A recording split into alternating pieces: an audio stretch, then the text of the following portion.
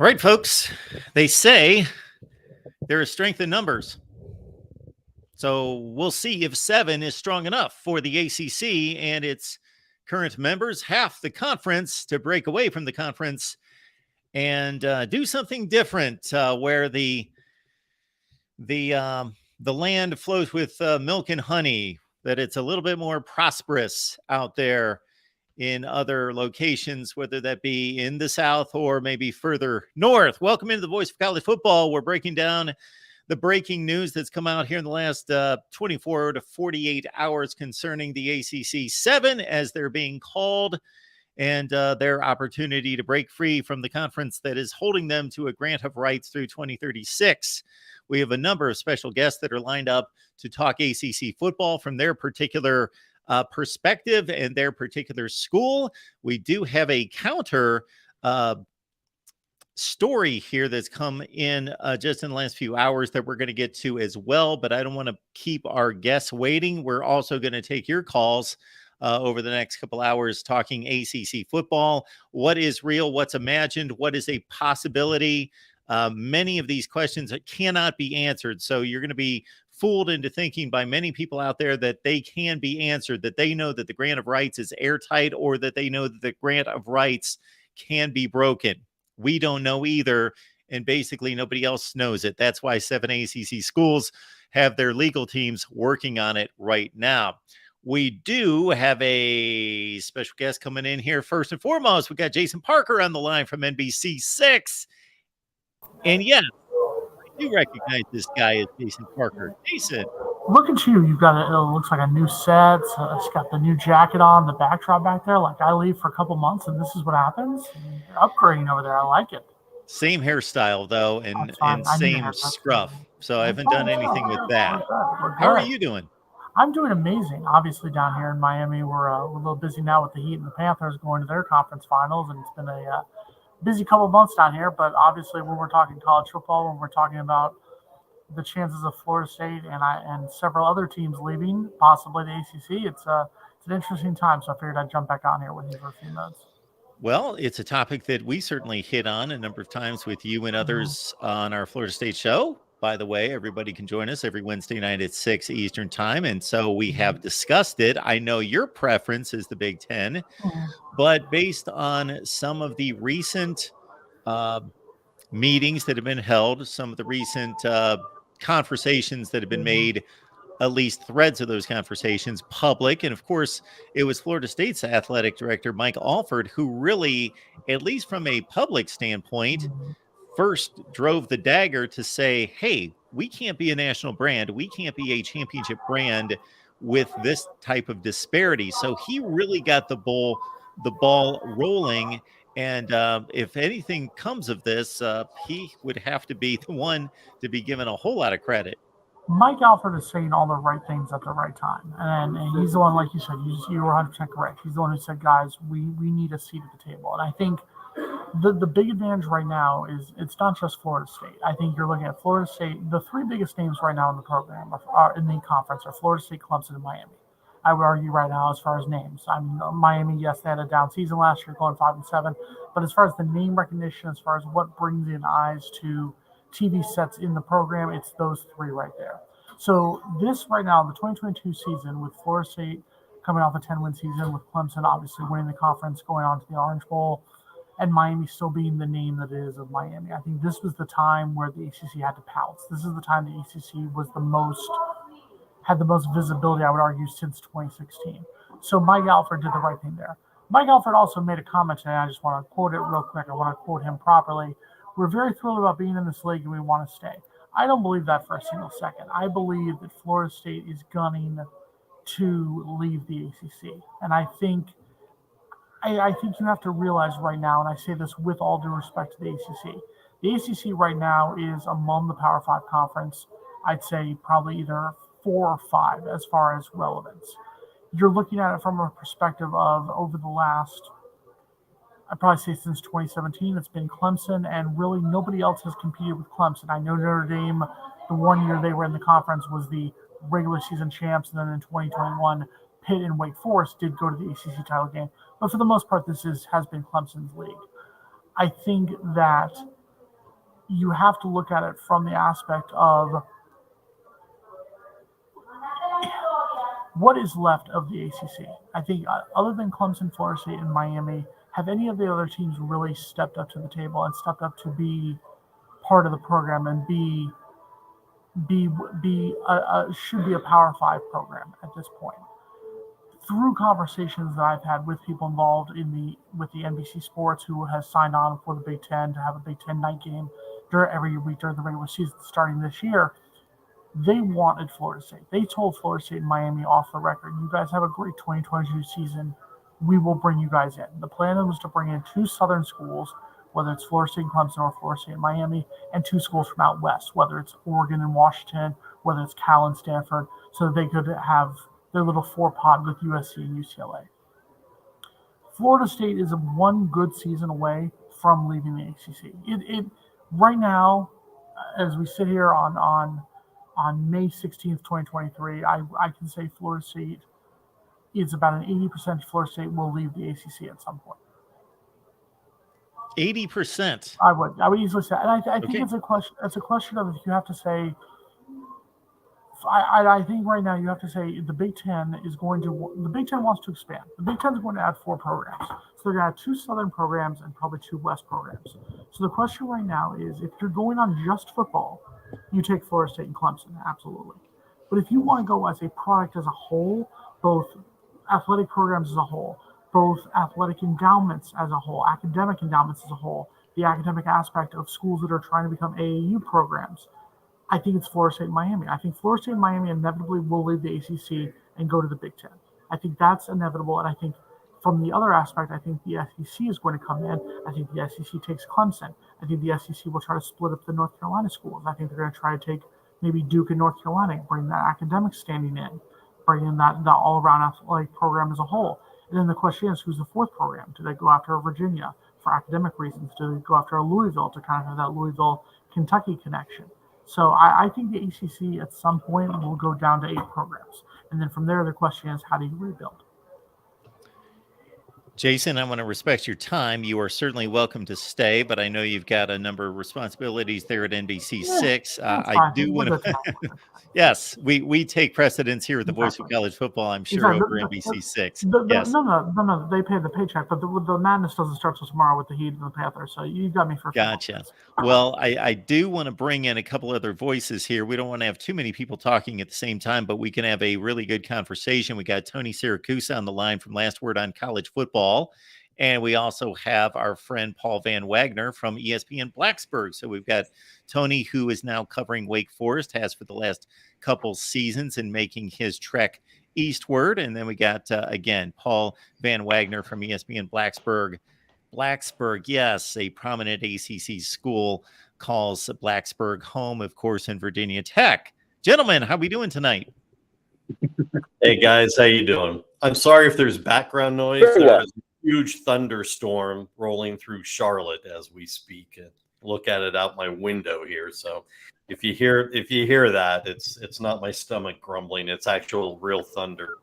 It's the ominous of what's happening to the ACC, the thunderstorm over the ACC. You got that right, Jason, man. You got that right. Well, as is the situation here, we lean on Tony many times when we've got some legal matters in particular, and we certainly do here. Not that I expect you, Tony, to unwrap this grant of rights, because I hear from the legal types, it's airtight, and in some respects, it's been described as airtight based on its convoluted language, that it was scripted that way to make it difficult for other lawyers to unravel. And then we have those that, of course, and now it's being played out, that if the likes of those 7 schools believe that it's worth reviewing and paying the legal fees and allowing themselves to be exposed as possible defectors from the league, there has to be something to this. Well, look, the airtight issue, and I read that on social media all the time, and it is pretty concrete. This is it right here. This is the grant of rights with the signature page from every school. There it is. We've had lawyers review it. It is airtight up until next year. And then I'm gonna say you're gonna see litigation next year. Here's why. Page 1, paragraph 2 of the GOR clearly states that this is in effect as it provides valuable benefits to each member institution of the conference. When the Big Ten contract kicks in the 24-25 year, as we've already seen a re-up with the Big 12, the SEC contract is already in place. This is no longer beneficial to the member teams. It no longer provides the valuable benefits that it insists that it does. And I think you see litigation based on that. Look, the whole thing is only like 4 pages. It's convoluted.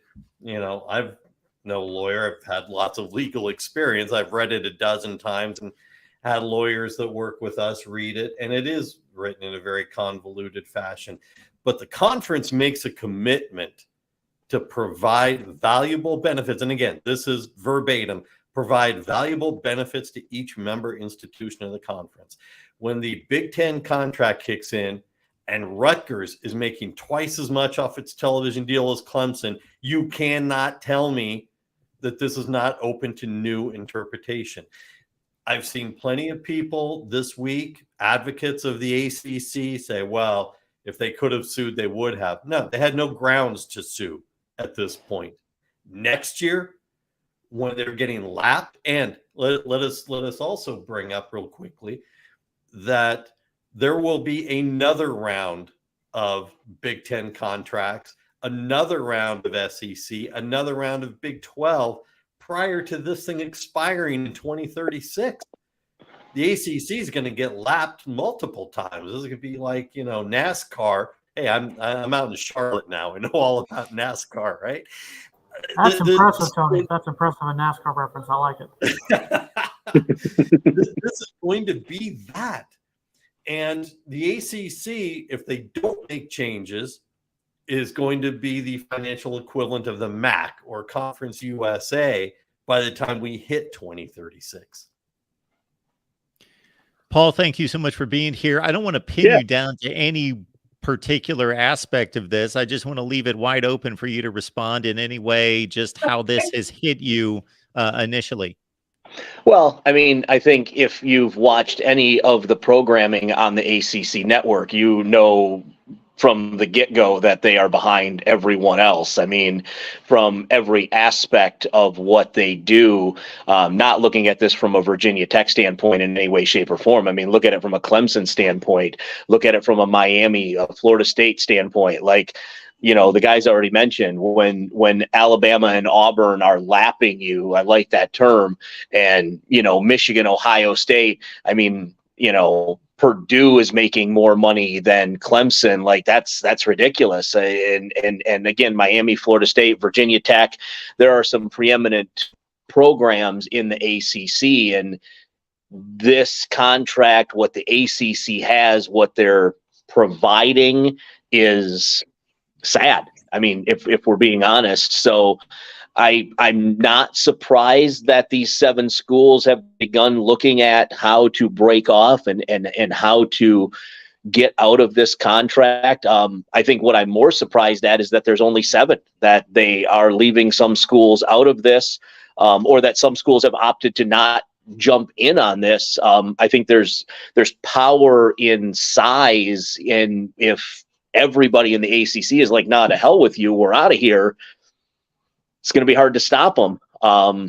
And I think that the one thing, you know, that I talked about on the show the other day was if you're, and I'll use Virginia Tech as an example, if you're Virginia Tech, you want to be driving this bus, right? Like you don't want to be just along for the ride. You want to make sure that you're making the decisions that are best for you. And that goes for any program out there that is trying to get out of this contract. What's best for you? What's best for the school? What's best to drive this beast that is college football for your program? So I'm more surprised that there aren't more teams in it, but at this point, or more schools in it, I guess, but at this point, 7 is a good starting point. I think some others are going to jump on too.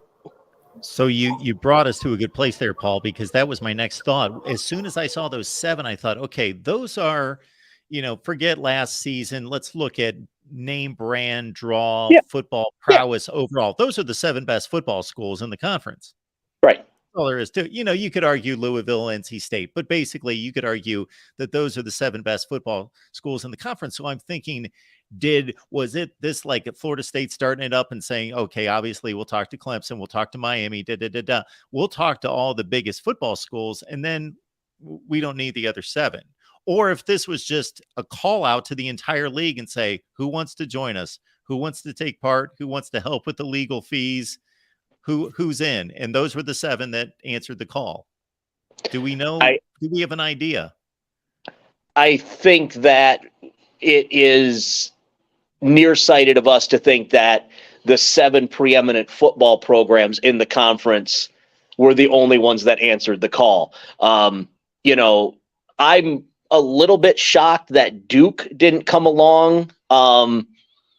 But that's kind of the only one really to me. I mean, Boston College, Syracuse, Louisville, Georgia Tech, like those don't really surprise me. They have football. I don't know that I would call them football schools. So, and I don't know that I would call Duke a football school, but Duke is Duke, and there is a name recognition there, even if it more is on the basketball side of things. There's still that name recognition. So I'm a little surprised that they weren't included or that they didn't include themselves. Yeah, there's another sport that keeps us occupied after January. Yeah, that's right. So they might have something to say about it. Wait, there is another sport? Wait. Some would say so.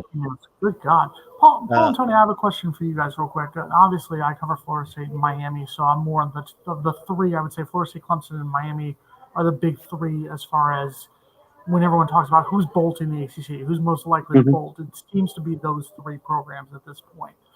Let's say there is a mass exodus. Let's say, like I said before you guys sign on, Florida State and Miami leave for the Big Ten. Let's say Clemson, let's say North Carolina, let's say NC State, and Louisville, just for argument's sake. Let's say they all leave for the SEC. So Virginia Tech and Wake Forest, the 2 schools you cover, are still in the ACC. Does the ACC try to replace those 6 programs, or does the ACC just at that point, and Tony made a good point, I mean, from a TV aspect, the ACC, once the SEC joins ESPN and ABC next year, the ACC is going to be behind what? The SEC, the Big 12, I would argue probably the Pac-12 at this rate right now, as far as it'll probably be 4th on the depth chart as far as TV coverage. Does the ACC at that point just say we're done here, or do they really try to make an effort and go for schools like, I mean, you would have gone for a UCF, but they're going to the Big 12. Do you go for schools like, I mean, do you just go for the bottom barrel? Do you go for FAUs? Do you go for Charlottes? Do you go for, what do you do at that point if you're the ACC and let's say that mass exodus leaves? I mean, I don't see how the ACC sustains, right? Like even here in Virginia, you have Virginia Tech. You could make an argument that you could bring Liberty on. You could make an argument that you could bring James Madison on. But like, where is the draw there, right? I mean, outside of the Commonwealth of Virginia Tech here is a big rivalry, right? You all don't give a crap about Virginia Tech. Before I moved here, I didn't care about Virginia Tech, right? It's not Ohio State, Michigan. It's not the Iron Bowl. It's not even Florida State, right? Like, so, I just think I'm the nerd that cares from 600 miles away, but yeah, I don't. Yeah, but I mean, me.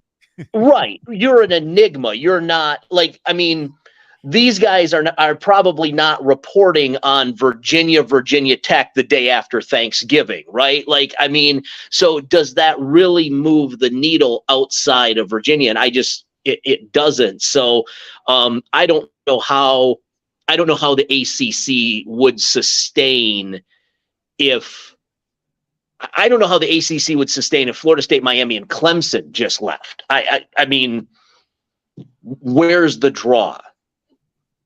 There's not one. Yeah, I think Jim Phillips has a whole litany of problems here, which is why he wanted to be the Big Ten commissioner and get the heck out of town. hard to blame him. He didn't create this problem. Swafford did, but Phillips is left with it.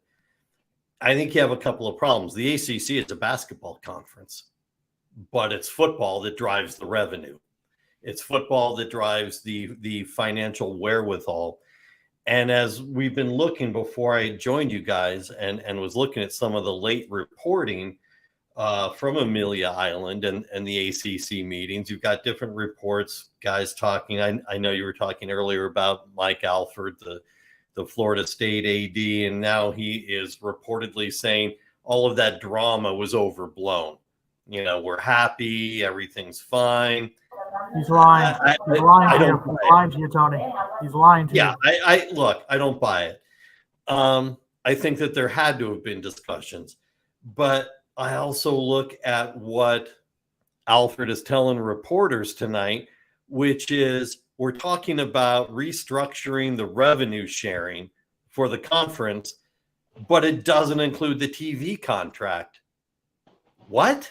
I mean, you're talking about restructuring the bowl revenue and what, parking and concessions? I mean, what else is there besides the TV revenue? That is it. That is the driving force, as we were talking about earlier. When Rutgers is making more off its TV deal than Clemson, the TV deal is everything. The TV deal is why the Pac-12 is in the morass it's in right now, with 30 days before they start losing members. The TV deal is everything. So there's a bit of disingenuousness coming from the conference right now. We're gonna reward on-field performance, on-court performance, and alter the revenues by that. Look, you're talking about shifting, $100,000 here and there when you're falling behind by tens of millions compared to other conferences and other teams across the country. I think the ACC in your scenario, Jason, I think that they would try to fill the gaps as best they could. But, it's going to fall short. It's not going to be what it is now. But again, if you ride this thing out until 2036, this isn't much of a conference at that point anyway, with the revenue going to be what it is compared to everybody else. So you don't have a lot of options right now. You really don't.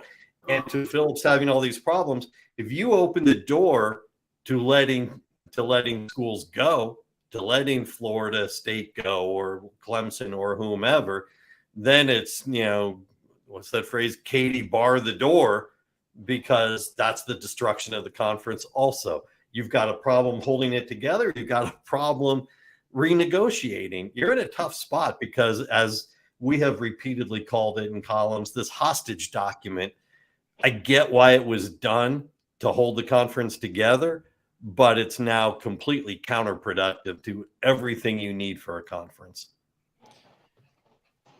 Yeah, the American Conference lost its three best football playing schools, of course, going to the Big 12. And I would say the two best leftovers are Tulane and Memphis. So maybe that's where the ACC would go first and foremost to try to hold together a conference that, unfortunately, not just in terms of its best football programs, but it's the heart of the conference would be ripped away. And then it would have a smattering of Pitt and Boston College up north and Syracuse and Louisville over here. Yeah. And just really the guts would be ripped out of the conference, -2 on Tobacco Road and Wake Forest and Duke.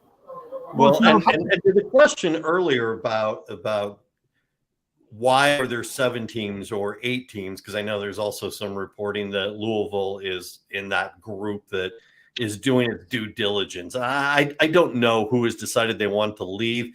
I really think logically you're looking at it as they're doing their due diligence on when they can get out, what they can find in the in an exit clause. How damaging would it be that if you leave, you pay that $120 million exit fee? The conference owns the rights to your home games, your 6 home games, so you're losing that revenue. But I think that there are schools that want to hold it together because, frankly, and I say this with all due respect to a lot of these schools, if there's no ACC, where does Syracuse go? Where does Wake Forest go? Where does Boston College go? There's no obvious home for these guys without an ACC. I think we talked about this the other day. I think if you take Syracuse, Boston College, Pitt, Virginia Tech, Virginia, and maybe try to snag like a West Virginia, and you go to the Big Ten, geographically it kind of makes sense, but I don't know that the Big Ten would want all those schools.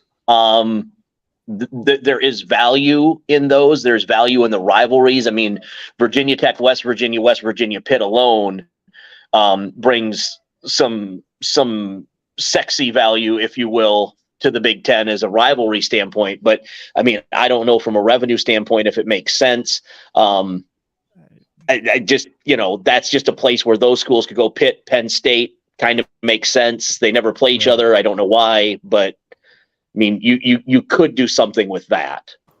You would also have to get the Big Ten to loosen up on their academic demands for some of those schools. I don't think any of that's happening. Any indication that Tony Petitti, the new commissioner, wants to do that. Well, I'll say this before I head out of here. I think the thing for what you said, Paul, Syracuse, with all due respect, I know Syracuse has a large alumni base in New York City. That's just a fact. They always brag we're the largest alumni in New York City. You've got Rutgers right across the river, so you kind of have New York already covered as far as that market. I think if you're looking at it from the aspect of, let's say you're Syracuse, Pitt, Boston College, and let's say Virginia Tech. Let's say they can form a little. Maybe you add UConn. Maybe you kind of have a little mini conference or something. Like you could formulate something. They can at least somehow do something and salvage existence. But I think Paul hit the nail 100% on their head.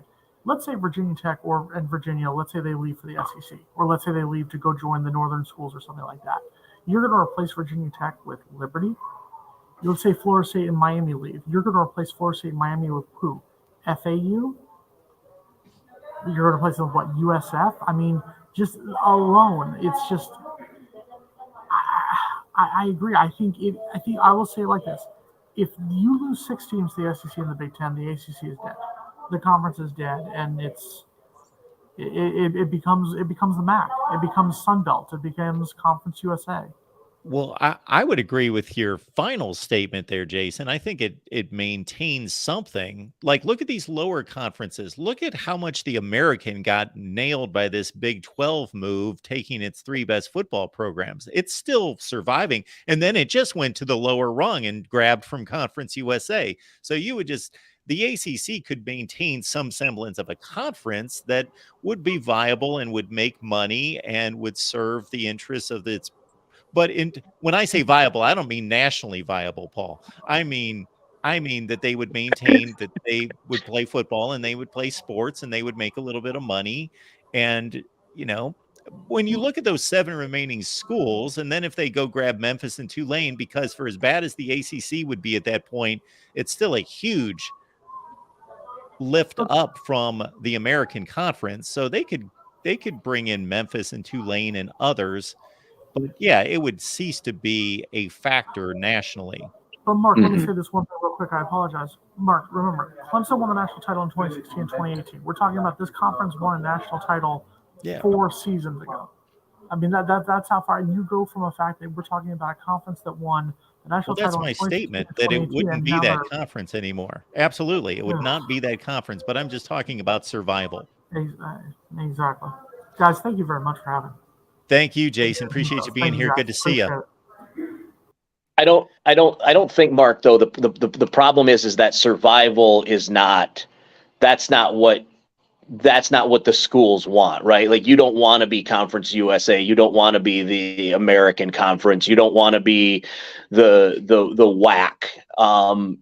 You're Power 5 right now. You are. I mean, maybe you're the 5th Power 5, but you're still Power 5, and to go away from that, I think I just can't imagine that if any of these schools leave, whether it's the Florida State, Miami, Florida State, Clemson, or Virginia Tech, North Carolina, like whatever it is, wherever you rip from this conference, you're not going to replace that like for like, and automatically the conference goes down. And I just think that when Miami, Florida State, and Clemson leave, which inevitably I think they're going to, others are going to follow. And that's why I said before, you want to be, if you're Virginia Tech, you want to be driving the bus. You don't want to be reactive. You want to be the first one out the door, not the last one that has to lock the door. Absolutely. I agree with all that, but I'm just saying, if worse comes to worse, would BC, Wake Forest, we're talking about those schools, not want to be involved in a semblance of a conference that would involve maybe Memphis and Tulane and all the other schools we're talking about at the low end, and at least continue to play football and major sports and be in a conference?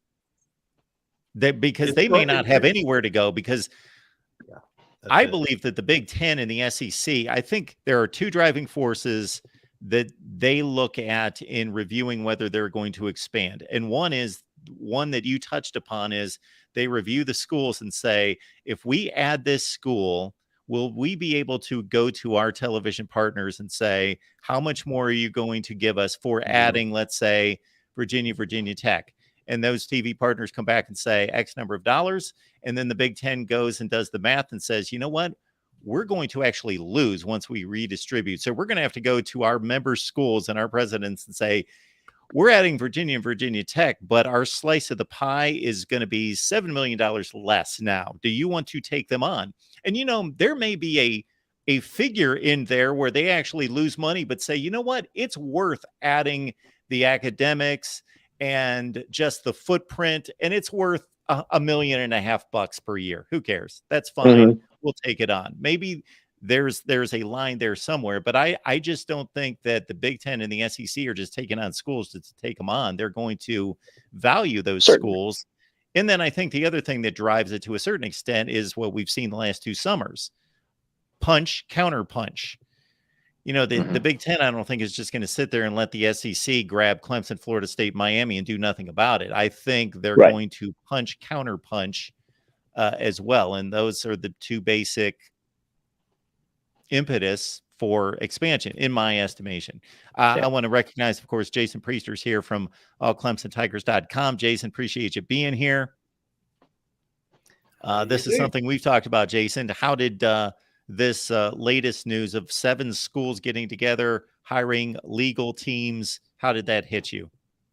I don't think that really surprised anybody, did it? I mean, I think if you haven't thought that these schools have already been in talks to see what they could do to break the grant of rights or get around the grant of rights and had lawyers looking at it, I think that's being a little naive.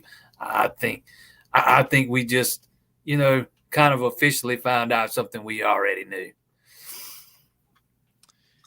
Hey, Tony, I wanted to get to a question here that was coming in. So we appreciate everybody's super chat contributions. We will get to all of them, but there was one in particular here as Tony reviewed the grant of rights, and Larry is asking here that he has heard that the complete grant of rights is in a vault that no reporters have seen. Is that true? There it is, right there.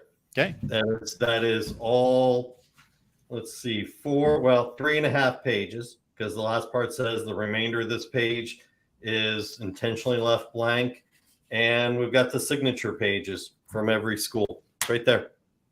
So no, it's not in a vault. And look, it is, and we've had attorneys that we work with. We pay them when we've got legal questions and need to decipher through NCAA morass or whatever the case may be. And all of them have said this is a binding document, except the phrase we went over before, page 1, paragraph 2, where it states that this shall provide valuable benefits to each member institution of the conference. That's why nobody has sued to get out of it yet. That's why there hasn't been a cause of action to get out of it yet.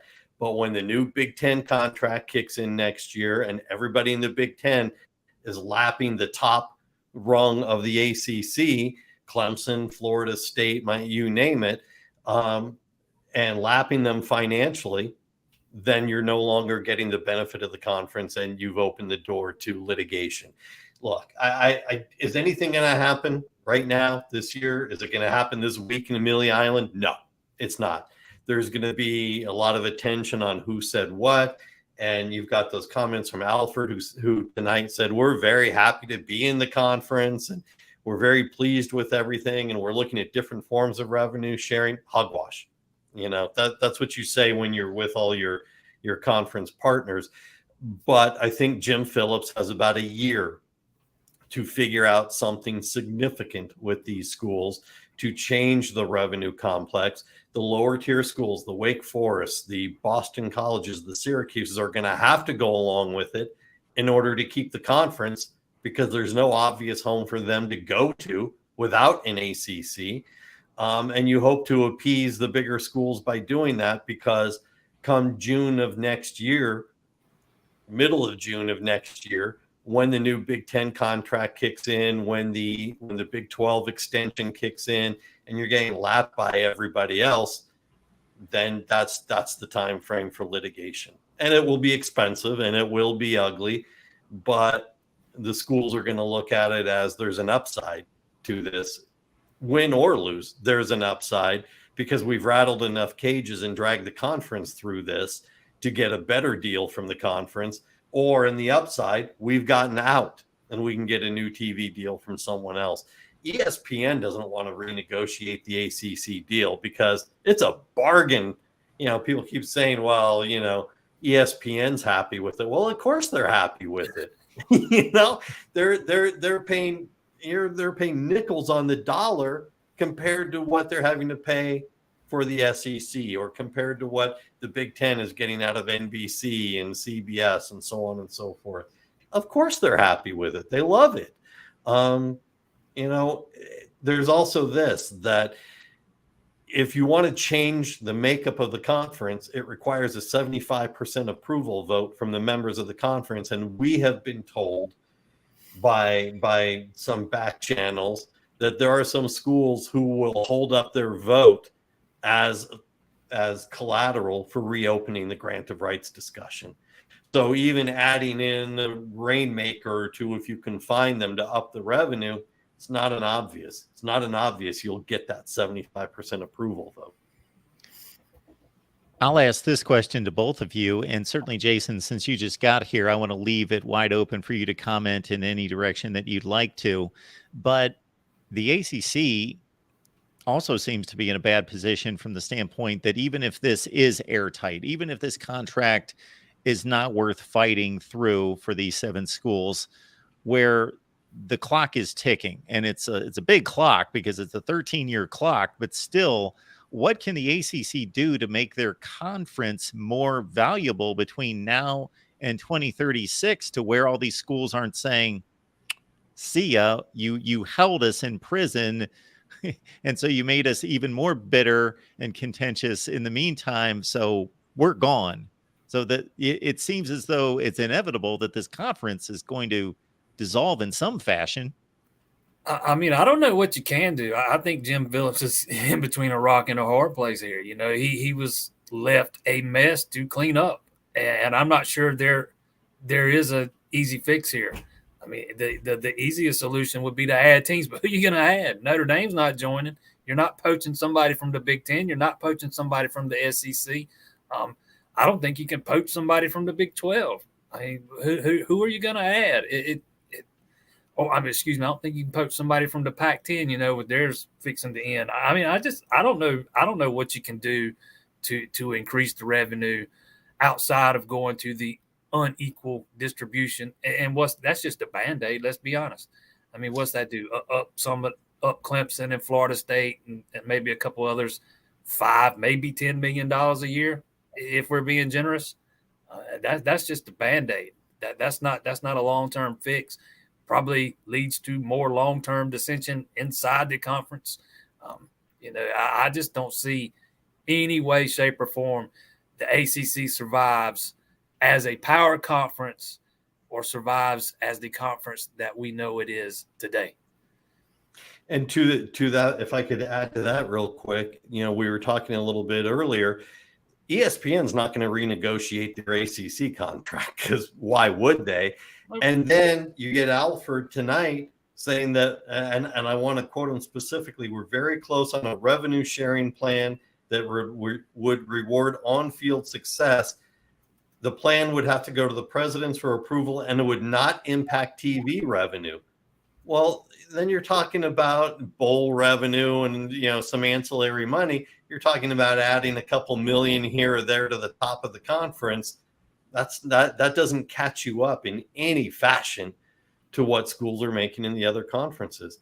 You got a hostage contract here, and it's now hurting. It held the conference together, you know, a decade ago, but now it's hurting the conference.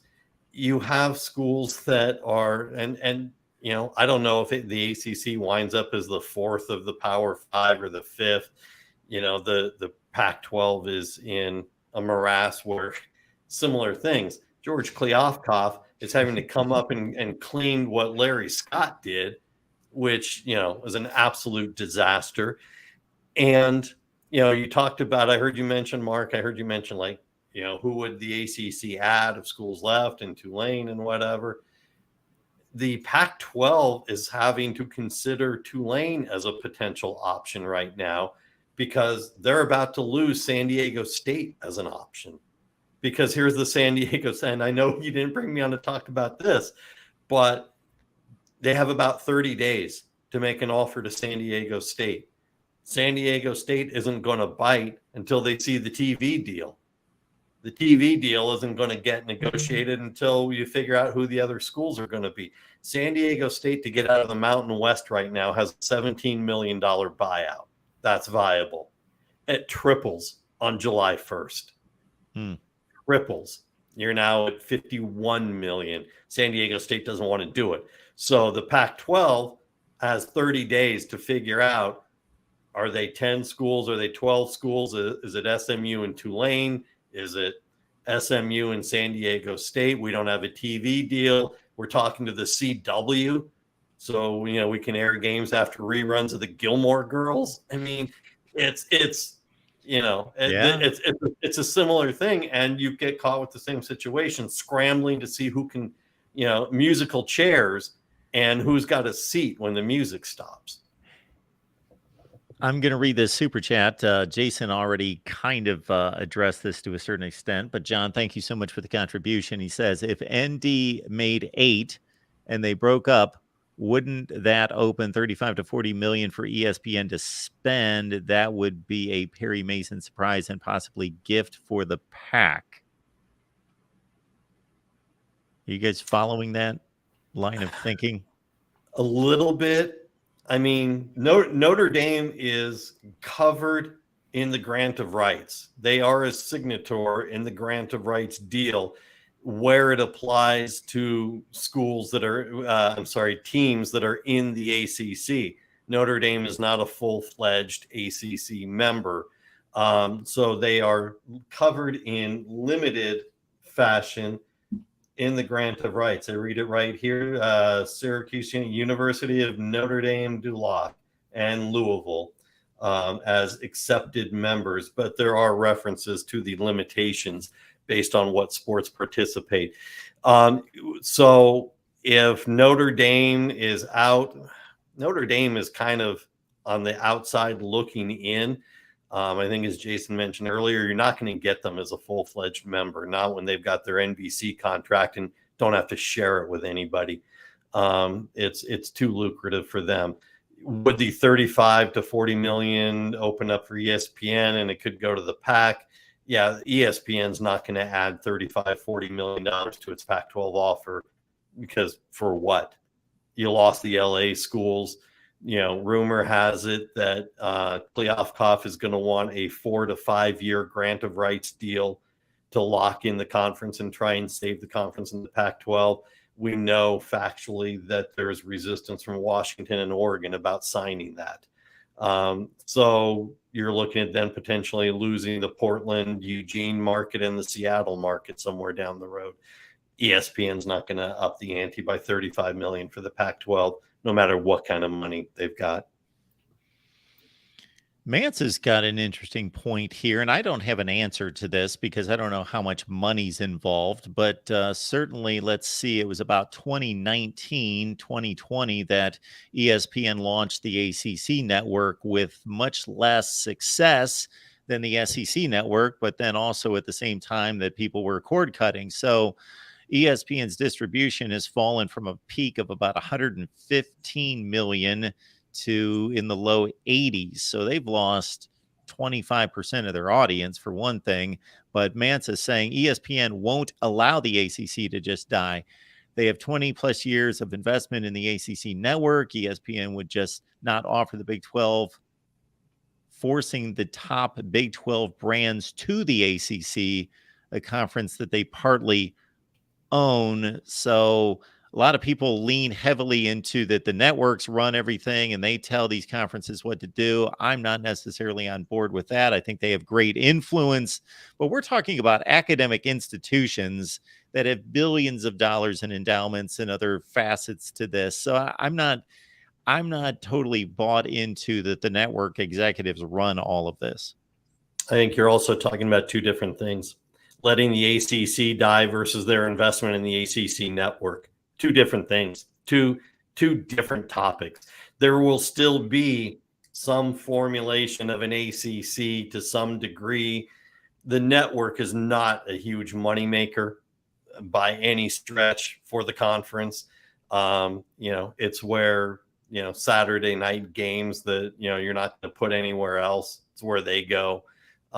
So I think they're two different conversations. What happens to the ACC versus ESPN's investment in the ACC network? The ACC network might even be losing ESPN money. I mean, let's be honest. It very well might be. Yeah, it's fairly ahead of the Pac-12 network. And that is true. We're just going off the air next year. So that we've got 370 people on here. We might be pushing the Pac-12 network right now. But in regards to the ACC network, and I can't speak from a place of knowledge, even though I was at the place when we launched the ACC network and had a hand in certain responsibilities involving that. But I know that there was, for whatever reason, the distribution just did not hit out of the gate anywhere close to the SEC network. And they were struggling from the start in regards to distribution there.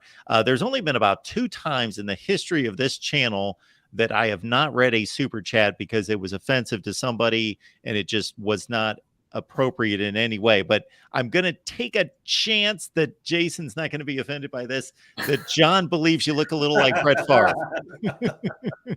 You know what? That's the second time I've been told that. Okay, just the second. I guess there could be worse people to look like. Absolutely. You don't have Brett Favre money, do you? Absolutely. Hiding somewhere? Okay. No, and I'm not embezzling any from anybody or anything like that. Well, that too, yes. That has been out there here recently. Absolutely. I've got a wild idea, and I may just take a beating in the chat over this. So I've not vetted this, but we've got 7 schools here in play, and they are the most prominent. Roughly, Virginia obviously has other things going for it from the academic side and elsewhere, but they have joined in. Could it be possible that those 7 schools, maybe with another edition or 3, would make their own conference and they would split the pie in less slices in cutting a network TV deal? That's fun to think about. I mean, I don't know, but would that TV deal match what you're seeing the SEC fixing to get, what you see the Big Ten? Well, that was kind of my point. It wouldn't have to. I mean, or would what each school is getting, kind of equate close to or be similar to what those guys are getting? I don't know. I'm not sure it would be. It's something to think about. But I think any school that is looking to get out of the ACC has got to be eyeing a move to the Big Ten or the SEC. That's where the money's at, man. Sure. Yeah, I think that's where the money is. I think that's right. But, you're not, and I don't say this as a negative, I say this as a positive. You're not the first person I've heard in the last 48 hours bring up those schools forming their own conference. And I say that meaning that you got your finger on the pulse of this, Mark, like you usually do. It's because I think that it is something to think about. The bottom line would be, they would, before doing that, they would have to have basically struck a TV deal with ESPN, Fox, whoever they want to go to, have that deal in place before they think about, jumping off that ledge together. You're not going to hang yourself out there, without having that money secure. And the benefit would be if you could get close to what you're already getting. Doesn't have to be exact. No. It's got to be close. Because the upside is freedom. The upside is you're not waiting for 2036 to get unencumbered from a struggling conference. One of the main bullet points in this entire conversation, not just involving the ACC, but what we're currently seeing in the Pac-12 and what we've seen recently with the Big 12 adding on and probably securing itself based on its mediocrity, I will say, and Big 12 fans don't want me to hear that, but I think they've kind of cocooned themselves by basically adding a level of mediocrity to say, nobody wants us, nobody wants to pick off our schools, therefore we've protected ourselves. So to their credit, they have added on and basically they've secured themselves. The Big Ten doesn't want any, anyway, I'm going in a different direction, just in regards to the way that this could be going at this point. But anyway, I will save that thought because we've got a call coming in, if you guys don't mind, and I want to respect your time. So certainly whenever you guys need to jump off, let me know. But here's one of the outsiders here weighing in. Talk is Pitt has a question or comment for us. Talk is Pitt. How you doing? Well, how you guys doing tonight? Good. Doing just fine. What's going on? So I've been away from YouTube for a while after GBD passed away because it really took a toll on my mental health.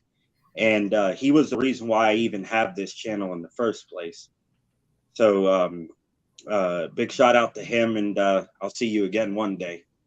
But I think a lot of people have asked me why Pitt isn't a part of the quote unquote Magnificent Seven. And I think, honestly, Pitt is waiting to see what a lot of schools are doing or what actually happens. Pitt is one of those schools in the ACC that has more than one option. A lot of those schools just flat out don't. Like you guys said earlier, like, where is Syracuse going to go? Because in my personal opinion, I don't see any value they bring to the Big 12. And even if Syracuse somehow got snatched up by the Big Ten, I mean, would it really, would their success amount to anything within the first 5 years? In my personal opinion, no. So I think Pitt is just waiting for a lot of teams to decide what they're going to do, or see if there's another way for them to get out of the grant of rights without having to include themselves with everybody else. That's what I think is happening. Because like I said earlier, they got more than one option. A lot of these ACC schools don't, and I'd like to get your guys' opinion on that. I think that they don't have an option with regards to the grant of rights that is different than anybody else's option, which is the $120 million buyout and some litigation to try and ease their way out. In terms of options of where they go, they are, I think someone used the term earlier, driving the bus. And I don't think Pitt is yet driving its own bus, simply because while it is a very good media market, they don't have the brand cachet that Clemson does, that Florida State does. Some of that, I think they do have multiple options. I do think that they could get a look from the Big Ten.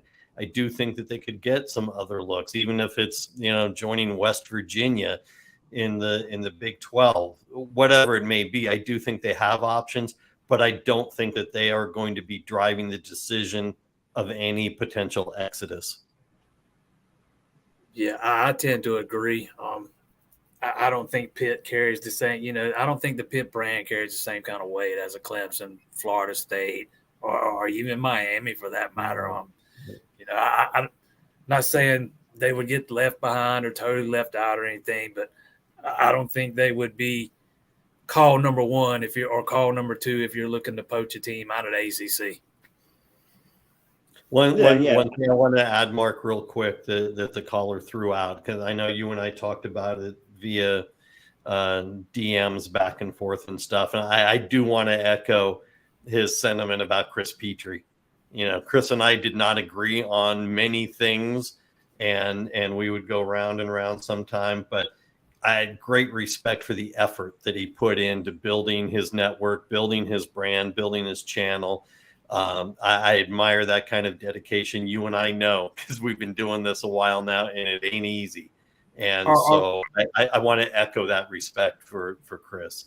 Are we talking about the blue and gold dude here? Yeah. Yes. Yeah. He passed away? Yes, he did. About 6 weeks ago. Yeah. Yeah. Wow. You're not the only one who doesn't know. I did not know that. I had a lot of conversations with him back when he first started his YouTube channel, and he was trying to get it out there. Man, wow, I did not know that. I hate to hear that. Yeah. It's hard for me to do videos without him. Into it. It's very hard for me to do videos without him in my comment section trash talking Pitt. Because now I have nobody. Now I have nobody to talk crap to back and forth. So I have to figure out. Somebody, because I mean, football. There's trash talk, and well, if you figure out the right angles, I will certainly trash Pitt all day long. But I won't do it inauthentically. So if Pitt's on the right side of the conversation, I'll be on your side. But I'm sure we can come up with a number of ways that I can trash Pitt. Oh, I could trash talk Pitt all day too. I mean, I follow them like white on rice. But I'm more of what you would call realistic when it comes to the expectations for the program, Pitt. And I agree with you guys. There's not an easy exit for Pitt. There's not an easy exit for anybody right now. Right. Do I think we could afford the exit fee? Absolutely. We have enough alumni donors and yada, yada, yada who would pitch in for us to leave. And they've already said, Aaron Donald said he'd help if Pitt ever left the ACC. Fitzgerald, Revis, Reuben Brown, his family said they would even help out. Great Pitt back in the day before I was even born. I'm not concerned as other people are, because a lot of Pitt fans think we're just going to get left out in the cold. But we're not. Somebody will take us, whether it's the Big 12 or the Big 10. Some people even threw out the SEC, which makes even less sense than going to the Big 12. I'm just saying, I think going to the Big 12 would hurt Pitt 100%. Look what happened to West Virginia's football program. We do need to understand, Talk is Pitt, that I have to correct myself all the time, because when I start thinking realignment, I think geography first and foremost, and I got to correct myself and say, you know what? That's pretty much out the door. It seems to have just been not necessarily, not that it's not taken into consideration that these athletic directors are figuring out logistics and travel, especially for the non-revenue sports. So it still is a factor, but it's not at the front of anyone's thinking, apparently, based on the moves that we've seen recently. You look at some of the deals that got done. Look, there was a lot of cheap and easy jokes about UCLA going to play Rutgers every year, which is ridiculous. Rutgers will stay in an Eastern division. UCLA and USC will be in a Western division of the conference. They'll play every once in a while, but UCLA also negotiated some travel allowances from the Big Ten for its non-revenue sports. So there are ways to deal with it. I think where geography used to matter, I think it matters less than what you bring to the table. I think you pointed that out some time ago, Mark, that it's what can everybody make off of your existence in their conference? What do you bring to the table for the rest of the schools? So, look, Pitt's going to have some options. They're not going to be driving the decision. They're not going to be at the head of the table when this happens, but I have no doubt that they'll get some options. Yeah, I didn't mean for it to come out like that, like they would be, the front runners, spearheading everything. And if that's how I came across, I do apologize. I'm more concerned Pitt going to the Big 12 and it not necessarily hurting the travel. It would become a problem. I know for away games, we would take a big hit as far as attendance because we travel very well. Very well. What I'm more concerned about is recruiting. Are kids going to want to come to play Pitt seeing that they have to travel? Okay. Like so that. Pitt travels well. They just don't travel well to Heinz Field for those games. You wanted me to start trashing Pitt. So that was an easy one you laid up right there. I see maybe half-empty Heinz Field every time I see Pitt take the field. So I was just curious. Well, you do realize we averaged more in attendance than West Virginia did last year. No, we I averaged did not about 50. That. I don't usually go that far down the attendance figures to catch up. We averaged. I went to almost all the home games last year except one, and that was the Duke game. And we averaged around 53,000 fans. Okay. Which is about 25,000 more than what we usually average. And that all equates to us winning the ACC in 2021, going to the Sun Bowl, and the ambulance is about to drive past my house, so I apologize. And then last year, we went into the Sun Bowl, which a lot of people think is a meaningless bowl game, but for us and what we have suffered over the last 45 years of not really doing well, beating a team who only were missing 2 starters while we were down 11 was extremely significant. Absolutely. And you keep bringing up the Sun Bowl, and we've got a UCLA graduate here. Look, yeah, I know that's why I did it. Look, when I was at the Nagurski Awards ceremony and met Kalijah Cansey, who I actually had voted for the award, came in second, but nonetheless, and I talked to Pat Narduzzi for a while and so on. Look, Pitt did a great job. And they did everything necessary to win that game. They deserved the victory. UCLA didn't. Chip Kelly didn't deserve it. No great news there on the Chip Kelly front. Yeah. By the way, the caller keeps referring, making reference to better than West Virginia, draw more than West Virginia. Well, yeah, all due respect to West Virginia, it's a terrible program right now. I would hope you're outdrawing them and doing better than them and being and getting a better draw, getting better offers from conferences. West Virginia's a terrible program right now. Yeah. It's just not West Virginia. Live in West Virginia. Anyway, we're not going to turn this into a Pitt, West Virginia backyard brawl here because we're going to drive away like 98% of the people watching. But Pitt, Talk is Pitt, we appreciate you being here. Did you have anything else you wanted to add? I actually, since a lot of people don't know this or don't remember, I actually do upload content. And I actually just uploaded a video now previewing Cincinnati Bearcats football schedule. What I'm doing is previewing every single team that we play and previewing their schedule. And then tomorrow I will have a video out on the same exact or live stream. Same exact subject on what we're talking about now from a Pitt standpoint. All right. Do I get a sponsorship kickback for any of this? That depends, Mark. That depends. Okay. Send me a Pitt helmet and you got one. Okay. All right. Talk is Pitt. Appreciate you being here. Oh, that was all right. great. See you guys. Good night. All right. Before we got lined up with a few phone callers and a few of them dropped off, this is where I was headed with this line of conversation, but I just didn't want to bypass the callers. This is what I can't get around or come to a determination. And I'm not just going to get on here and make something up and because I know I could spin a tale and let probably 98% of the people would believe that I know what I'm talking about.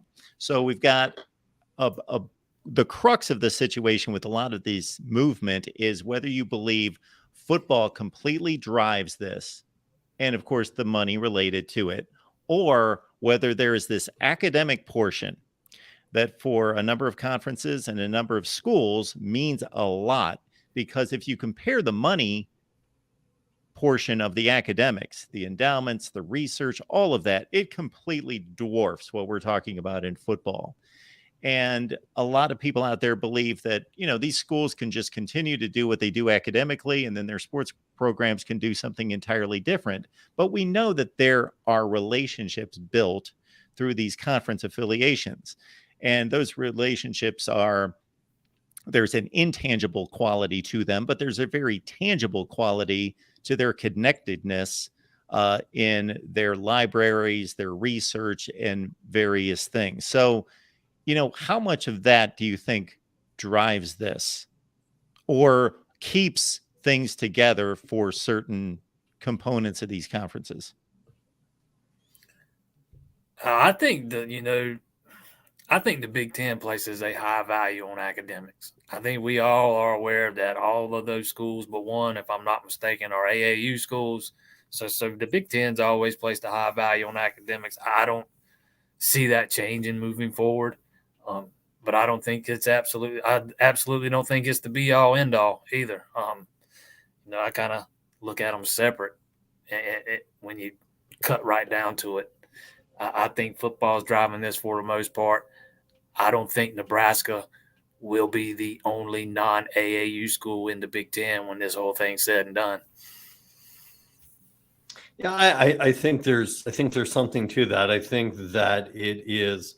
The Big Ten holds it in high value. The Pac-12 always did. You had to be a Carnegie Tier 1 school to be admitted to the Pac-12. It's why BYU got passed over years ago during the expansion.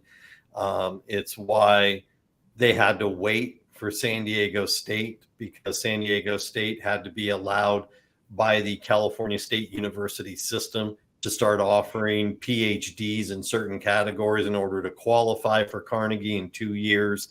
I think it matters. I think the endowments matter. I think that the schools like a USC, a UCLA, the Big Ten schools will do everything possible to protect those endowments. But at the end of the day, it's TV that's paying these bills. It's the TV contract that's paying the athletic department bills. Winning produces more applications to the schools. Successful, football programs, college basketball championships, whatever. It has been proven that it produces more applications to the school, which then gets you back to that's how you get more donors and you get a better library and you get a better science department and you win those other awards. They're not exclusive of each other, but I think in the movement that we're seeing right now, it's the TV revenue. We've got another caller coming in here. Chris, thank you so much for joining the Voice of College Football. How are you doing tonight? Fine. How are you doing? I am doing just fine. Appreciate you being here. What's on your mind? Well, I'm going to kind of go back to what I kind of already told you, but actually what I did, and I used you kind of had your own little summary, I guess, of the way the last season ended. And I used that in a way to where I could evaluate every conference or every team. And it's interesting to see where they fell, because actually what you ended up having were, I can tell you, for example, who the four P5 teams that weren't very good were without even having to. You could probably do it too, but it would have been Boston College, Virginia Tech, Colorado, and Northwestern. Those fell out of and then that's limiting it to the top 100. So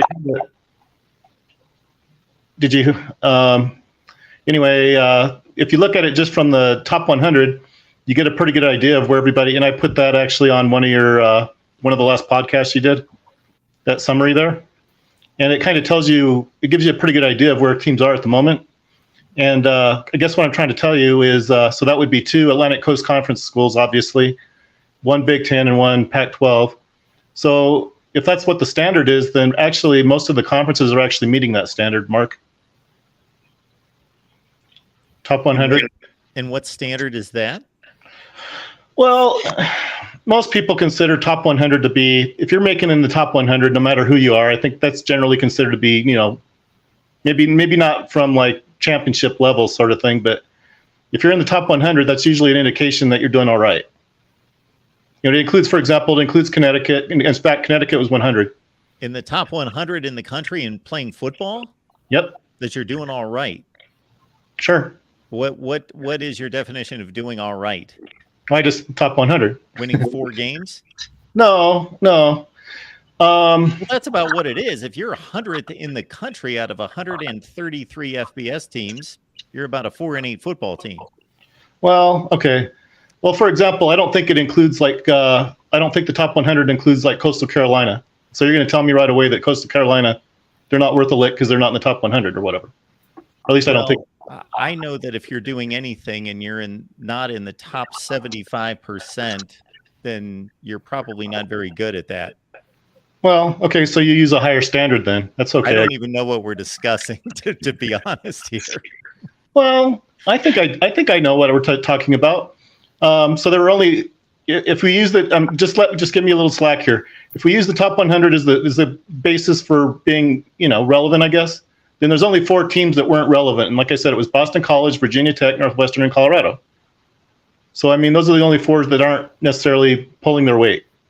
Only 4. It's the only 4 I found that weren't pulling their weight. But that is your made-up criteria of pulling your weight. Not really. I mean, you can talk to people, Mark. I think you've worked in the industry long enough that if you can make the top 100, you're actually not doing that bad. I mean, maybe Colorado, for example, academically, I know athletically that wouldn't, obviously they're not cutting it, but they're a top 100 academic school. And I know that because I looked it up, and so is Utah. So if you're going to tell me top 100 isn't. Whoa. We're talking about 2 entirely different universes here. Top 100 in football means you are top 100 out of 133. I know. If you're a top 100 collegiate, higher learning school, then you're a top 100 out of about 2,500. So you are about in the top 4%. But it doesn't really make a difference, Mark, because it absolutely does make the difference. No, top 100 is top 100. I mean, I don't even understand what you're trying to tell me. That's why I'm going to run this by you one more time, Chris. Okay. There are 133 football playing schools, and you are justifying top 100 as being successful. Yes. Okay. I am making the equivalent that is not successful because you are roughly in the bottom 25% of your industry, let's say. Okay, that's not good. I think it's good.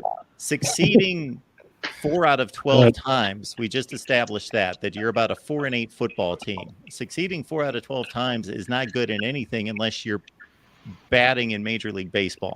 Well, I think you're forgetting something, Mark. I mean, yeah. Okay. What am I forgetting? Well, you're basing it solely on the P5 perspective, which I guess if you do it that way, then you're entirely right. I am basing this on my daughter playing, park and rec softball. That if her team was 4-8, they weren't any good. Now I didn't tell her that, but I don't know where we're going with this. But then again, when you're ranking a top 100, it depends on how large the universe is as to whether we can call that successful or not. I don't know if that's basic math. Well, I don't know if that's a fair statement, but regardless, I'm just going to tell you, like I said, it was those 4 that weren't in there, so those 4 weren't pulling their weight. If I was a top 100 YouTuber, then I would be doing extremely well. If I was a top 100 YouTuber on the day that they started this platform, I wouldn't be very successful.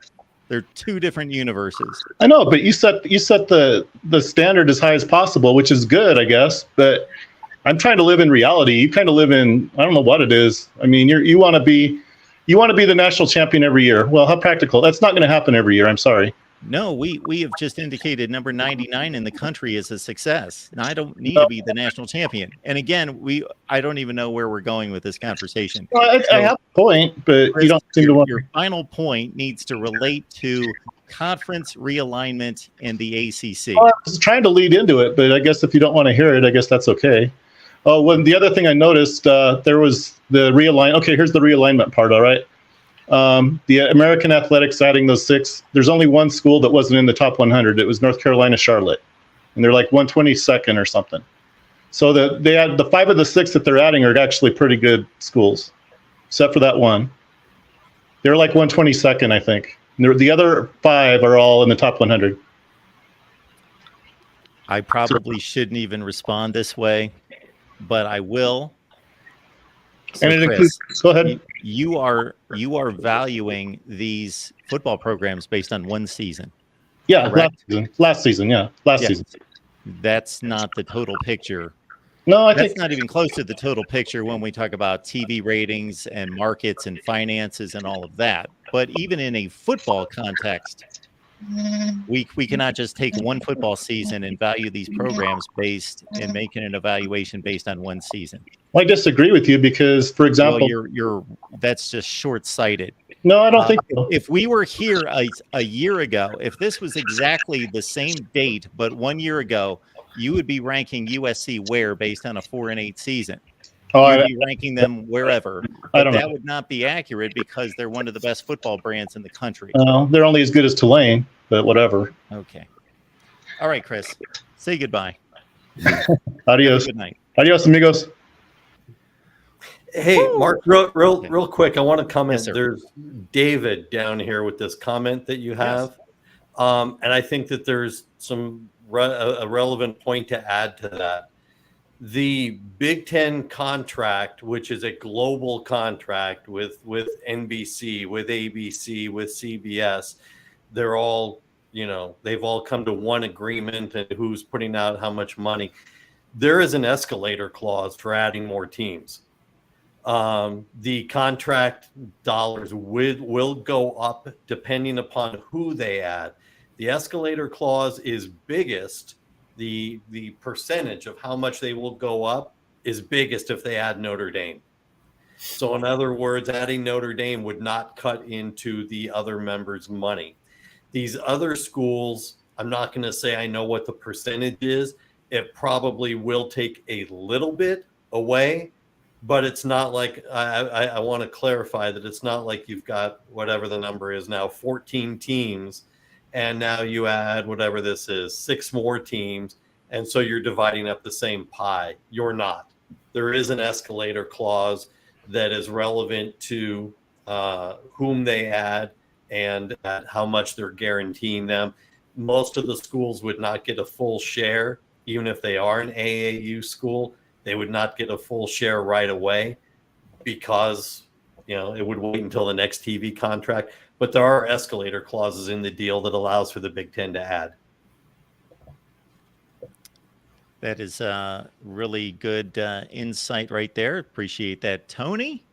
Sean is saying, Mark, you definitely have a top 100 college football call-in show. Well, thank you so much for that, Sean. That's especially since I know of about 4. So thank you for that, Sean. And lo and behold, Sean calls at the same time. So I get insulted and then, but anytime you want to drop a super chat on us, Sean, you are certainly welcome to do that. I had no idea I was going to be part of HBO Comedy Hour tonight. That's our call-in show. Sean, how you doing? I'm doing great. How are you guys? I am doing just fine. Thanks for the compliment. Indeed, the highest compliment you can offer your top 100 at something. Yeah, exactly. Absolutely. Okay, so talking about with the this ACC expansion right now, where do you feel the ACC fits in this expansion landscape. I mean, they haven't been poached like the Pac-12 and the Big 12, but I mean, I don't see really any avenues for them to really improve their product right now. And I mean, if expansion goes crazy, I think they could get caught in no man's land here pretty quickly. Yeah, I realize now how long I've been on the show tonight when I realized this was something we talked about like probably an hour ago. No, I'm sorry. No. It goes to show that, you know, Mark is very compelling when he calls me to be on his show. I wind up staying much longer than I ever intended. Real quickly on the idea of expansion, they can't. There is really nowhere to expand because of the grant of rights. There are schools that we have reported that we know factually. Well, let's back up. It requires a 75% approval from the current membership to add another school. There are schools that will hold hostage their vote in exchange for reopening the discussions on the grant of rights and the terms of the grant of rights, which makes it almost impossible for the ACC to expand. Same reason why they haven't been poached, because of the grant of rights. You know, the legal technicalities of getting out of it. There really isn't an open avenue to do that until next year, when everybody else's new network TV deals kicks in. So what was different? The ACC is in a holding pattern for now. So what was different about 10 years ago when Maryland defected? There was no existing. Well, there was an existing grant of rights, but there were exit clauses. The grant of rights was redone. Correct me if I'm wrong on this date, but I think it was 2016. Well, I'm looking at the grant of rights. Yes, it was 2016 that it was redone and it was made more stringent. The buyout was a lot harder. Getting out was a lot harder. And they added in the part that we own we own the right. Even if you leave, even if you pay the $120 million, we own your TV rights, your broadcast rights to all of your home games until 2036. So it made it more onerous to leave than the original one that was done in 2013. And I mean, like those seem like fairly restricted. I imagine I can imagine a school like Notre Dame, if they wanted to possibly if they wanted to join a different conference, possibly lawyering their way, negotiating a buyout that wouldn't be quite that burdensome. Yeah, Notre Dame, as we brought up before, is in a weird situation because they're not a full participation member. They're listed on here, but with exceptions because they have some athletic programs that don't participate in the ACC. So it's a weird situation. Look, there are schools that are going to lawyer up, and one of the things we brought up earlier was the clause that, and excuse me while I go to my notes because I want to make sure I get it verbatim correctly, that the arrangement provides valuable benefits to each member institution of the conference. Next year, when the Big Ten gets its new contract and schools are making twice what the ACC schools are, the contract is no longer a benefit to the member institutions. And it's at that point that I think you'll see litigation start to become a factor. Before then. And do you think like these expansions of these conferences, presumably these will increase the revenue of all the schools in the Big Ten and the SEC? So the ACC, that price to pay to possibly leave might not seem as big of a cost as it does now. Do you possibly see that being an issue? No, I think you bring up a good point. I think as long as you have a concept without illegal, without any poaching or tampering being an issue, if Florida State or Clemson has an issue of where else they can go if they get out of this and what their deal would look like, even if it's not in writing, sure. Then you look at a cost benefit. You look at a loss, how much it's going to cost you to get out and whether it's worth it long term.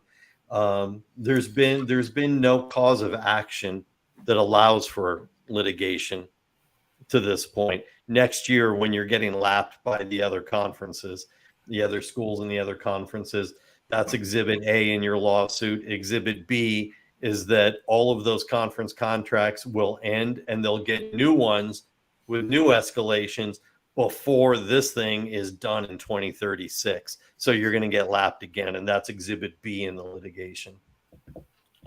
Awesome. That makes a lot more sense to me, because I always thought of why it's difficult to poach some of these ACC schools right now, because I always thought North Carolina was maybe one of the most valuable schools to target for expansion for the Big Ten or the SEC. They could probably have slid comfortably into either one of them. An elite academic institution provides a ton of revenue for the school. So I would have thought that they would have been part of this realignment dynamic before. So it's kind of good background to know why maybe that didn't happen. Tony, we know their signature on that contract kept them from doing it. Yeah. Tony, we know you need to cut out. We appreciate you giving us so much time tonight. Thank you so much for that. Tony Siracusa from Last Word on College Football. Anything going on there, Last Word on College Football, that people need to know about?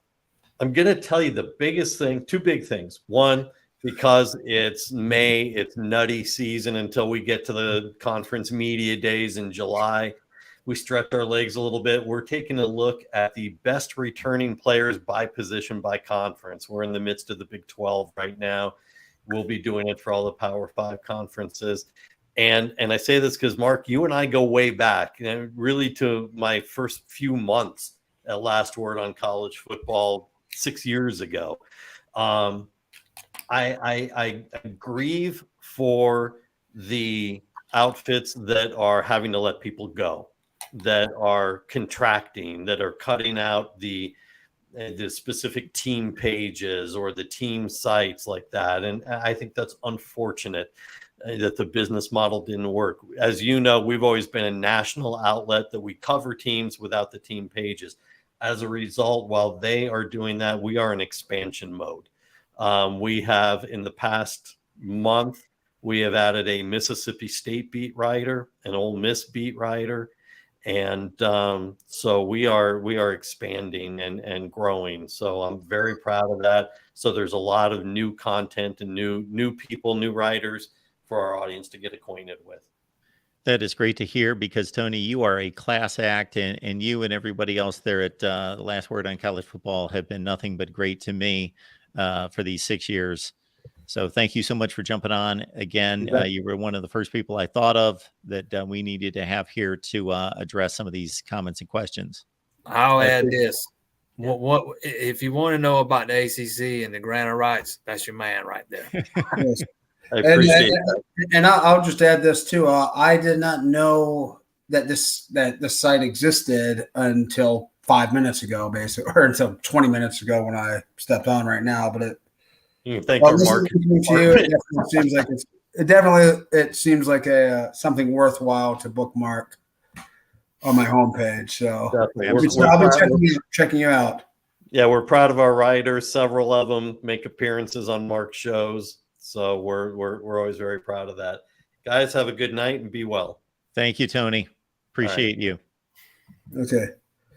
Jason, anything else that you wanted to address? I think Tony about covered it all, man. It was fun to sit here and listen to him, to be quite honest, man. He I'm telling you, he is on point with this grant of rights stuff and this expansion stuff, especially when it comes to the ACC, man. He is so knowledgeable about that grant of rights. He's on top of it. He is one of my go-to guys, as are you. We lean on Jason to talk Clemson football with us, and you can catch those segments mostly on the Clemson channel, everyone. So Jason and I get together almost every week to talk Clemson football. So please join us there and join Jason at allclemsontigers.com, covering some Clemson baseball these days as well. Just can I ask one question, Jason, real quick before I go? I'll do my best. There. Go ahead, Sean.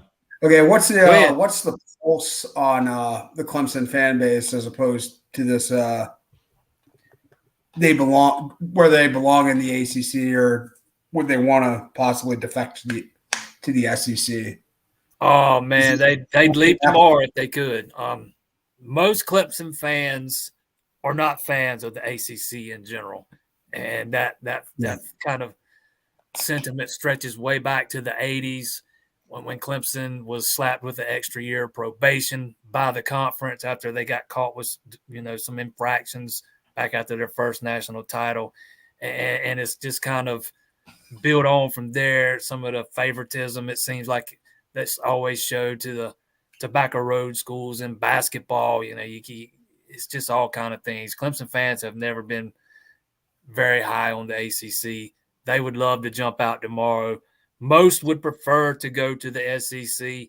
I think there are a lot that, would be happy with either one of the SEC or the Big Ten. But if you ask most or polled most, I think most would probably say they'd rather be in the SEC.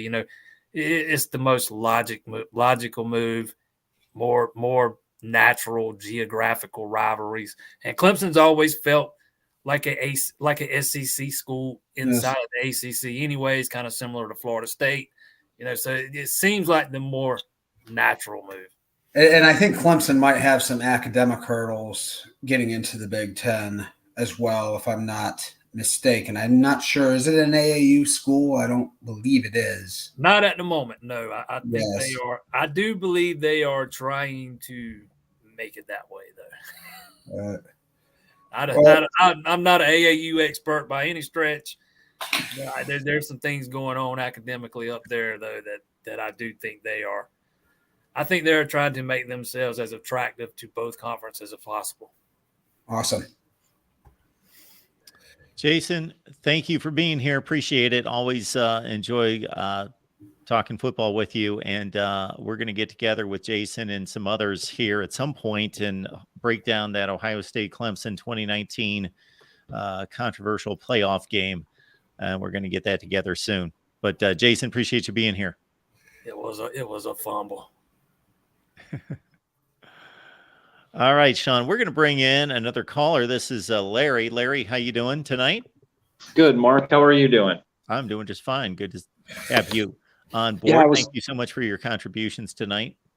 You're welcome. I was hoping Tony would stay on just for a minute. I wanted to kind of pick his brain on his concept of why the ACC, why FSU and Clemson could break the contract. And anyway, my thoughts were, okay, if you sign up to a franchise, say you and 10 other people sign up.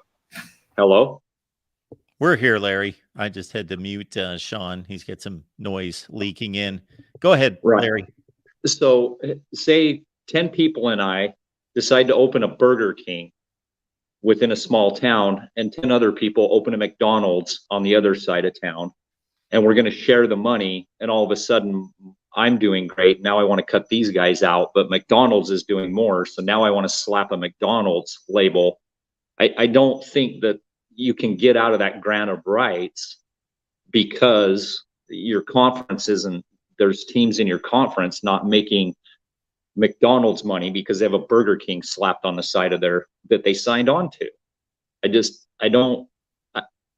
why I said in the chat earlier, you wouldn't want me on your jury because I would vote you're stuck in that. I get Clemson and FSU, but I'm also a Utah fan who just watched USC completely annihilate our conference. I saw Texas, kind of annihilate the Big 12. And so you've got these big bad bullies on the block and the network. So I'm not for this stuff. I hate the direction it's going. Yes, it's a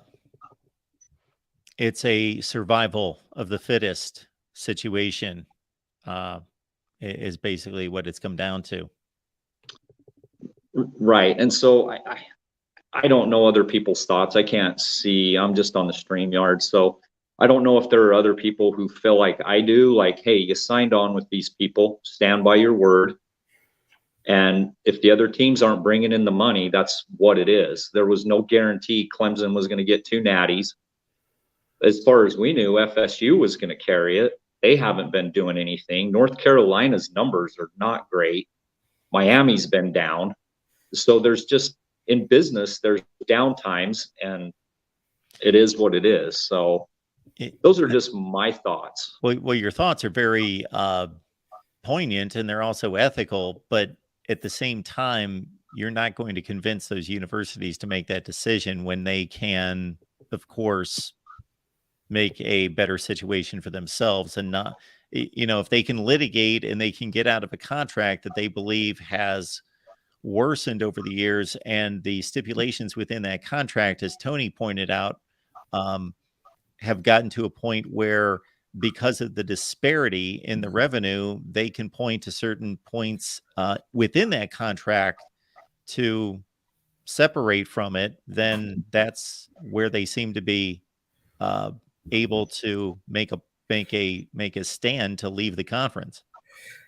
And I think a lot of these issues just go back to college football not having any real oversight for years. There's no commissioner. There's no league really looking out for the greater interest of the whole.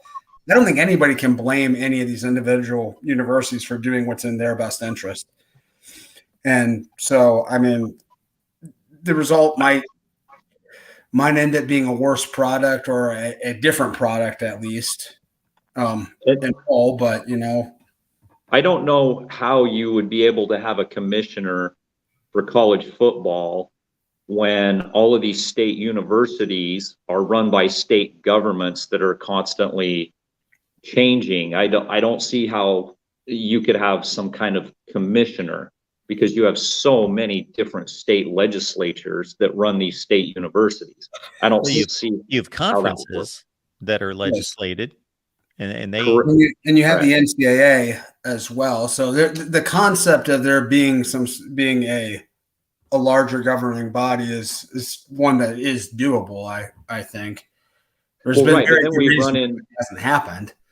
I don't think run into this same situation. The Ohio States, the Michigans, the USCs, the Texases are not going to want to carry the mid majors. So it's the same issue we're seeing right now, is these name brands that are worth more money want to sit in the bigger pool. They don't want to swim with everybody else. And so it's not going to, Ohio State's not going to be fine with making the same amount of money as Oregon State. It's not I don't think an NFL model would work in college football. I don't see it happening. I think they would break off from the NCAA along with the SEC, like people have talked about, if it ever came to that, because they don't need these lower schools.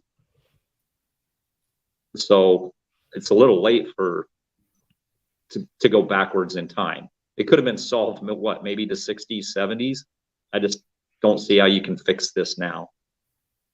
Somebody could have foreseen at the dawn of the television age that there would be separation between the haves and the have-nots. Then they could have, consolidated and done what was best for everyone.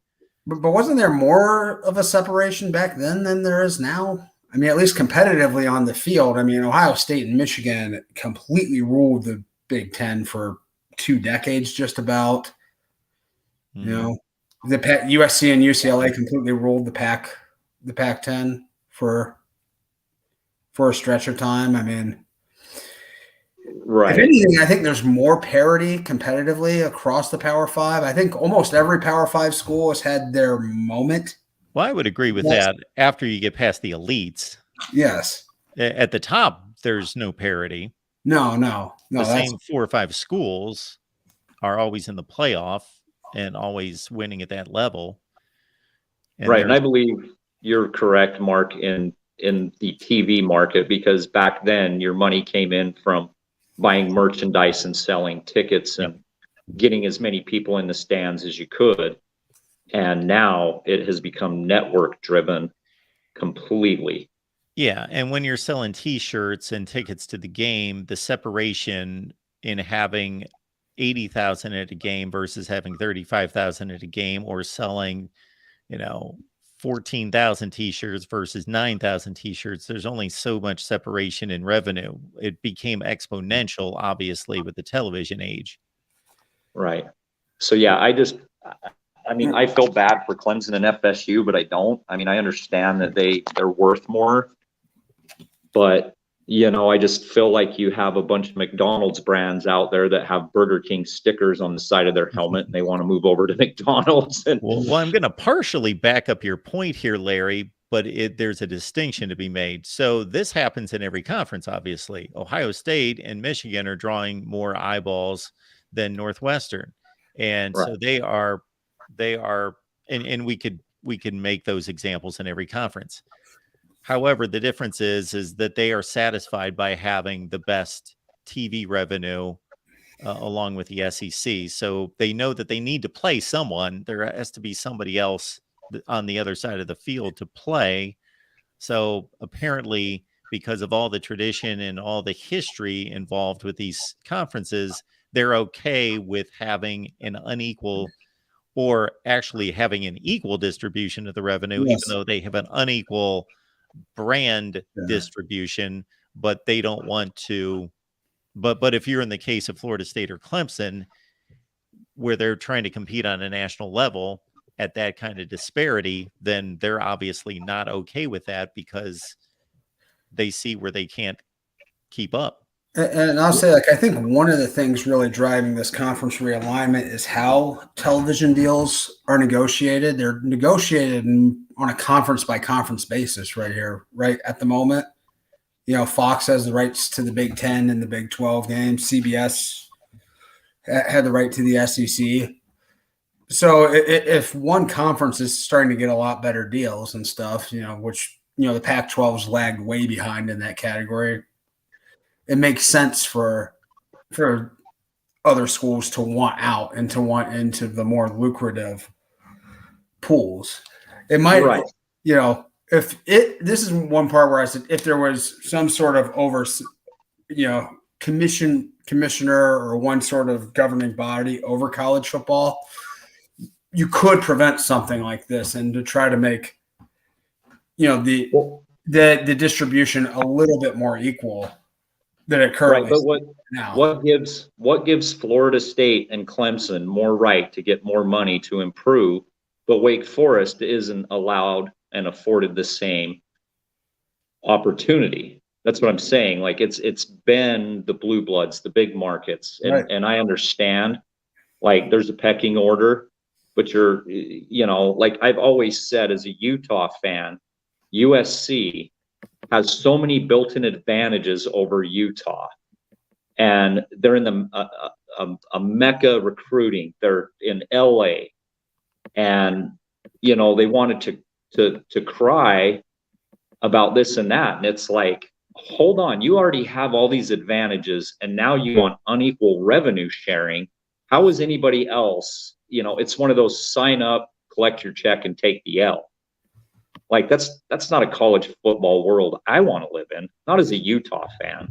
And I'm sure there's probably another 100 universities out there that feel the same way I do. Well, it's similar to Major League Baseball, and that's why they go both routes. So the New York Yankees don't necessarily run a better baseball franchise than the Kansas City Royals. They just happen to be in New York City and surrounded by 18 million people. Therefore, their radio, their local TV, all of that is exponentially higher than what Kansas City can get through advertising on television and radio, because they broadcast to 18 times the number of people. So that's not running a better operation. That's just being blessed with being located somewhere different than your competitor. So what Major League Baseball's done, for better or worse, is said, okay, we're going to let you keep most of your advantage, but there's going to be a luxury tax that we're going to put on you to try to help the competition keep up to a certain extent. Right. And wouldn't, yeah, like the NFL. I mean, when you talk about luxury tax, you're talking about giving to the teams that have less opportunity. and we're going to help you out by giving you some funds. That's not college football. Well, the Yeah, NFL really does the it NFL right. doesn't have that model. The NFL is far more egalitarian than that. I mean, the television revenue is split 32 ways. So that's why, the Green Bay Packers can survive in a city of 50,000 people, Right, and compete with the New York Giants. But the NFL is fortunate in that because of the nature of football only being played once a week, all the games are under a national TV contract. That's what has allowed them to distribute the money equally, as opposed right. They to have a luxury. Does the NFL have a luxury No. tax? No, they don't have a luxury because tax. it's all split evenly. And there's a hard salary cap in the NFL, which prevents the rich teams, the Cowboys, from Right. Did they billion. change that? Did they change because it's been a minute, because I knew once upon a time they did have a luxury tax where you would, if you went over. They must have, okay. It's been a while. They have a cap where you pay penalties if you go over, if you keep the roster. But okay. But there's no limit to the amount of revenue they can generate, and the amount of revenue they can generate is split among all the other 31 teams. Okay. So well, I just thought I wanted to give my 2 cents on it, Mark, and I appreciate you listening as long as everybody else did. Always Thanks. appreciate you being here, Larry. Thanks. Thank you. I'm checking out too, Mark. So you have a great night. Thank you, Sean. Okay. All right, everyone. Great night of college football discussion here at the Voice of College Football. Appreciate you all being here. And we will continue to track this and everything else concerning college football.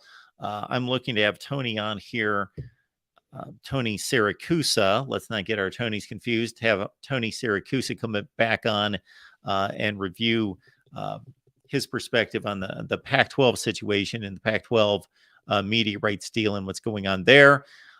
Tony Altimore and I get together on Thursday night over on the Florida State channel and take a deep dive on Florida State since they are at the forefront of all this. Of course, it was their athletic director, Mike Alford, who from day one on the job started to hire consultants to look into financial disparities, TV revenue disparities between Florida State and the ACC and everyone else, specifically in the SEC and the Big Ten, of course.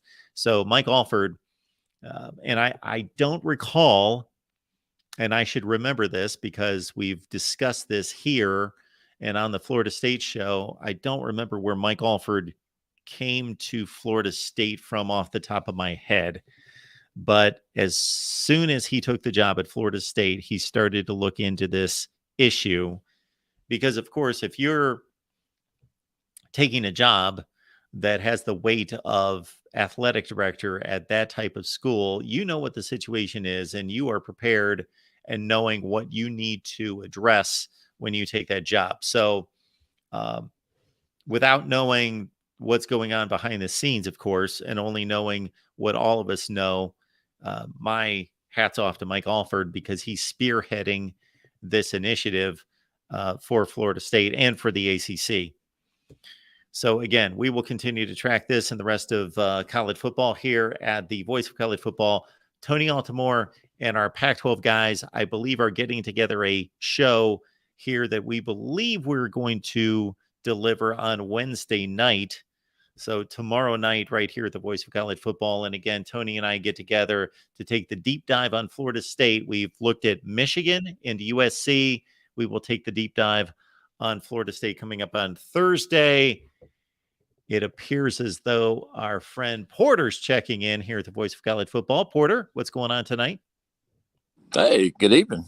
Thank you to John for posting the link. Sorry, always seems like I can never find that link so at the right time. But can you hear me? It's good to have you. Sure. Yeah, absolutely. Well, let me ask you this, kind of along the same lines as the previous discussion. I've always pushed back on the SEC expanding just because it's hard enough the way it is right now, to be honest. where do you envision? And this is really your interpretation of where we're headed, because I really don't know where we're headed, to be honest with you. I mean, I like the 12-team playoff. I think it's going to be great for our sport. But if you're wanting the SEC to bring in these other programs from the ACC and elsewhere, are we still talking about a 20? If we get up to, say, 20-something members in these conferences, are we still talking about having these ridiculous conference championship games in addition to the playoff? I just don't see how you can put these kids through all these games. How do you envision a 20-person conference? Okay, I'm spitballing this off the top of my head, but here we go. Is that I believe that the SEC and the Big Ten are going to take what they want.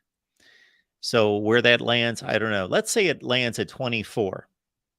And then there is going to be some type of third conference that is going to be the core of what is the existing Big 12, and whatever they can piece together beyond that from schools that the Big Ten and the SEC do not value to that degree and will not take them on.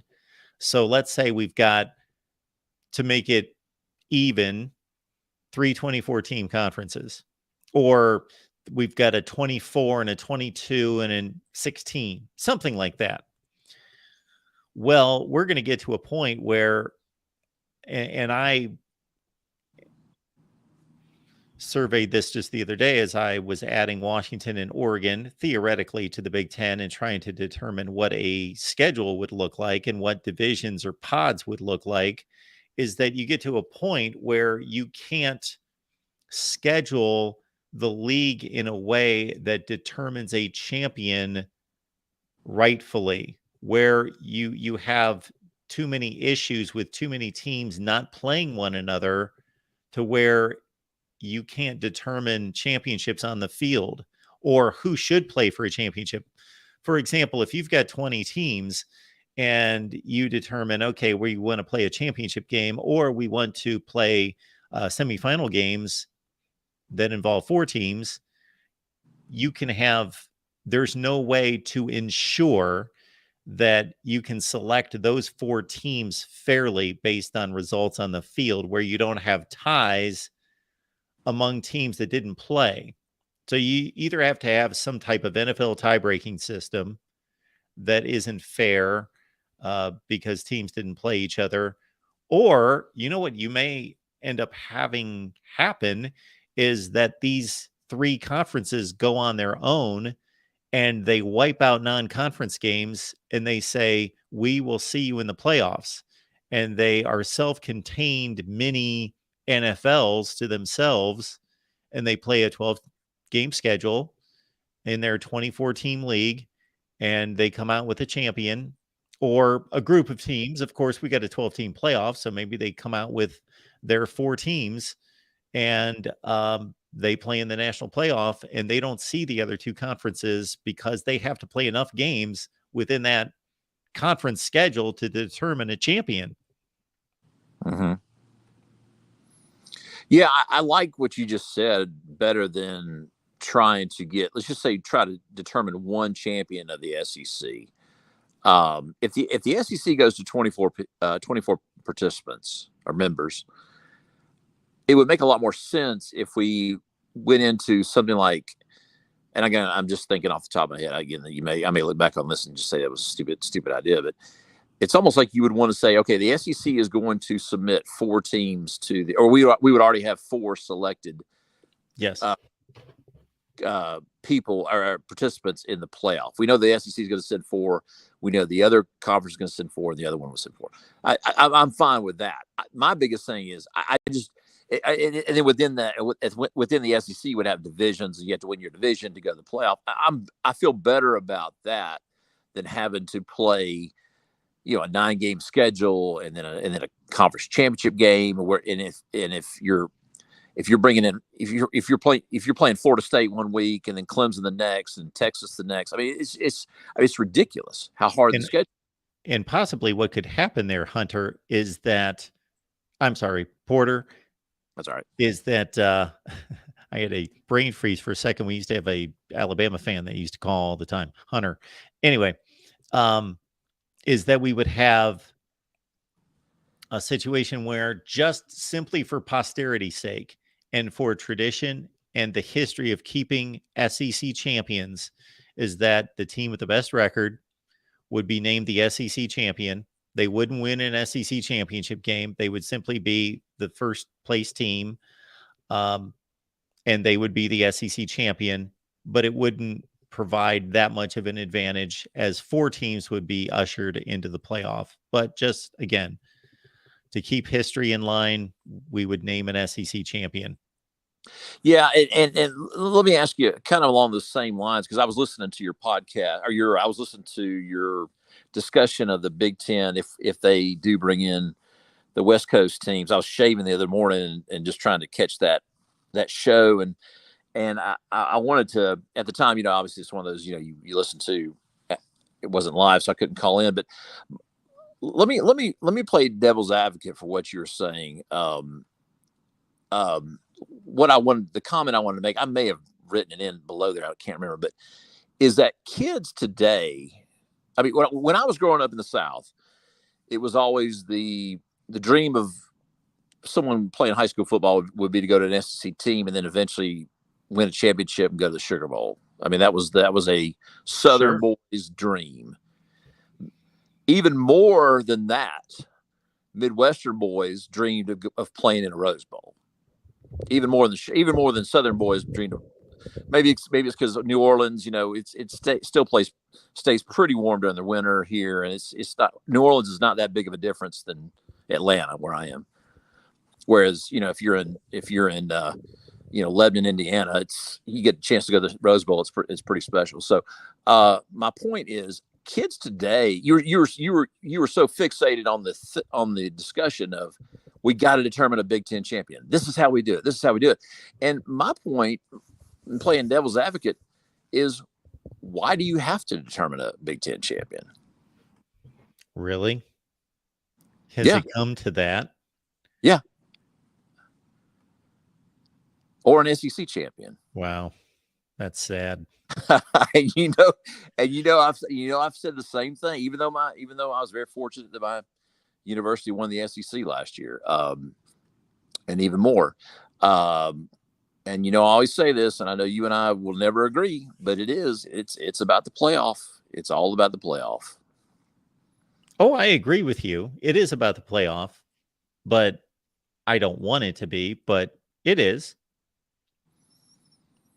Yeah. So I think that what I would look, that was my whole point is if you're a Midwestern boy and you have a chance to, your dream is not to win the Big Ten. I don't think. Again, I don't live up there, but I think it's more about, if you want to do something big in college football, it's what you do in the playoff. And I guess that's my point is, if these conferences turn into more like affiliations, I think the importance of winning a conference is going to degrade, is going to dissipate, I think. Do you disagree with that? Oh, I think it already has. Okay. We had a situation this past year where it didn't matter who won the SEC championship game. Georgia was going to the playoff. It did not matter who won the Big Ten championship game. Michigan was going to the playoff. It did not matter who won the ACC championship game because neither team was going to the playoff.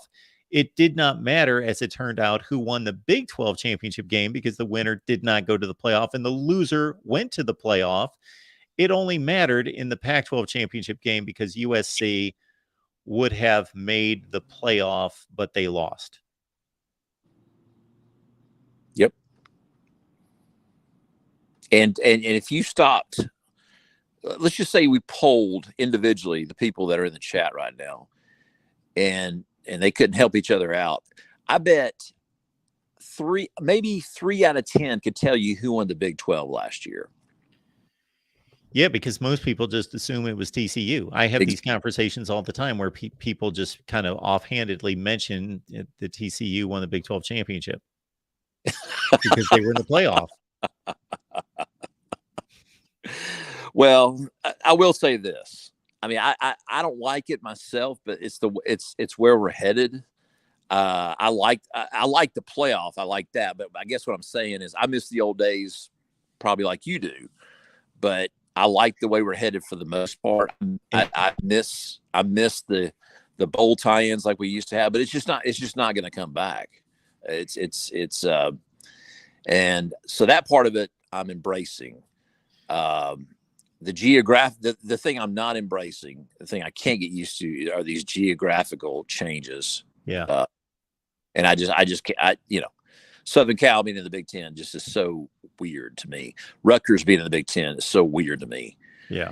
And people can mock the SEC for our fans and how crazy we are. And I know the Michigan fan that calls up, or the Steve Dice or whatever calls us, what does he call our boosters? Bubba something boosters. I can't remember what he says, but Bubba Gump boosters or whatever. But I will say this: we have been able, for the most part, to keep our conference geographically the same. For the most contiguous. Exactly. Missouri, Oklahoma, but they're connected. They're all connected, and that's unlike every other conference now. Yep. Well, the ACC, I get no. Boston College is not connected, nor is Syracuse. Yeah, nor or Pennsylvania with Pitt. And just think about this: it would have been to the detriment of your favorite team this past season, but became extremely close to having, as your team accomplished as a non-SEC champion in winning the national championship. And Ohio State most likely would have, had they made that 50-yard field goal, we would have had two consecutive non-champions, conference champions, win the national championship. Yep. Yeah, absolutely. And we're going to see more of it as we usher more teams into the playoffs. Yeah, I mean, you have some teams that didn't even win their division. Well, Ohio State didn't even win their division, so that would have been like Bama back in 2017. So, and by the way, I really am. I mean, I know there's a little bit of bad blood between Georgia and Ohio State because of the hit on Harrison, but other than that, I really hope Ohio State has a good season. Like I said, I've kind of adopted them as one of my favorite teams outside of Georgia. I just really, really like that program. I just a classy program. I love the fans. They're passionate, and I don't know. I hope Ohio State has a good season this year. Well, as you know, it's been called an SEC type program. Yeah, I know. And by the way, I like Michigan too. I guess I'm weird that way. It's funny. I like both teams just because I think they're both good for college football. But I'm just kind of funny that way. But anyway, I saw one of the major publications come out with an Ohio State Georgia national championship game with Georgia winning. Well, it could happen. Who do you think could be? I think you've asked this before. Who do you think could be the TCU this year? Come out of nowhere. Off the top of my head, the most likely candidates to be TCU, meaning making the playoff. Is that the criteria? Is that the okay? TCU this year. Does Florida State qualify? No. They're. I guess they were too good last year. Our qualifiers are Texas A&M and Wisconsin and North Carolina. I was thinking, it's funny you said North Carolina. I'm sorry, there was another show I was listening to. It might have been Greg McElroy asked that question, and North Carolina is who I came up with, just because their quarterback is so good. Yeah, in the league's not that good. Yeah, absolutely. How are the debates going? Have you had your first debate yet? The one we've had 3 debates. We had a Big 12, Pac-12 realignment debate. We had kind of a we actually, I think we arrived here at the Voice of College Football, and this was the indicator for me as a YouTube consumer, because I don't know if you've caught on to this, but there are tons of reaction channels out there where people, it seems like the most useless thing in the world to me, but I got to admit I watch it, where people react to other people doing things. So like, people will pick out your favorite political commentator and their debate, whoever that is. Ben Shapiro argued with so-and-so, and then a person like me watches that and talks about so it's ridiculous. Or you watch a music video and you react to it. So anyway, we had a couple guys on here because I caught this on Twitter that they were watching our live stream and reacting to it on their channel. So I said, you know what? I'm going to have these guys on because they were watching our live stream and responding and reacting to it. So that's great. I mean, so that was our second debate. I'd say our third. Go ahead. Sorry. You should have chimed in for the third debate. So our friend Rick Anaya wanted to present statistics on the top 10 programs in college football in the 60s and 70s to determine who should be number one. Oh. So he presented winning percentage, and he presented a lot of statistics between the teams and how they played out on the field against each other, which was enlightening. Well, I tell you what, it would be neat to go back and be a football fan. I was born in 1970, so I don't remember much of the 70s, but sure, it would be neat to go back and be a football fan and watch those Notre Dame Southern Cal games back in the 60s and 70s, because those were the two programs that come to mind when you talk about 60s and 70s. And then you have Alabama and probably Ohio State, probably. Yeah. Yep. You nailed it pretty much. And when it really came down to it, Alabama had the best winning percentage for those 2 decades. And I think Ohio State was number 2.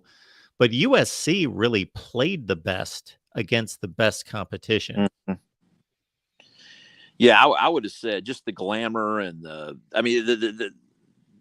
something about that part of Southern California in the 60s just blew up in post World War II, and the Eisenhower's just something about suburban America and Southern California just kind of exploded together, and John McKay just built a powerhouse down there, and absolutely, and that would have been. But at the same time, Mark, I was looking at the 24/7 top 5 programs that are recruiting right now, and we always talk about kind of nouveau teams that have come in, like Florida State and Miami, kind of mostly in the Sun Belt, but it's still the blue bloods that run our sport, and that's not a bad. Porter, you still with us? I said it's still the blue bloods that run our sport, and that's not a bad thing, really. No, I don't believe so. For the most part, it is nice to see somebody jump up at times. All right, Porter. Yeah. All right. Appreciate you calling. Thanks for having me on. Yeah. Have a good night. Of course. You too. All right. Let's keep it rolling here at the Voice of College Football. We've got our friend David. David, how you doing tonight? By the way, did as an Ohio State fan, did we just get some support from a Georgia fan? I found that to be interesting. Yes, Porter likes the Buckeyes. Wow, I that's the first time I've found a fan in the South that likes Ohio State. It's the first time, because I've run into a lot of fans down in that fan base that aren't too favorable. I worked in the towards Ohio South for State. 7 years. Yes, and yes, those people that was another part of the world to them. That was just sure. And we're not very favorable in their comments about Ohio State. And until they found out I was an Ohio State fan, then they would typically be polite around me. But I saw enough and heard enough to know what they thought of Ohio State. Yes. There was a question, and this goes back to the 1995 Citrus Bowl, and I was at Gene Stallings' press conference before the Citrus Bowl that year, and one of the Alabama reporters asked him about trying to get into the psyche of Ohio State and what a great accomplishment it would be for Ohio State and how they must be either maybe in fear or maybe salivating over taking down mighty Alabama, is kind of how the question was posed. Like Ohio State was just this little school from up north taking on mighty Alabama, and what a great accomplishment it would be for them to take down Alabama. And I thought a lot of Gene Stallings in replying in this way. He said, you have to realize that as you travel north, if we went up to those states up north, they look at Ohio State like you look at Alabama. And to them, Ohio State is all of that. And they look at Alabama as, oh, well, we know you have a tradition and who you are. But to them, that's Ohio State. So they don't look at it that way.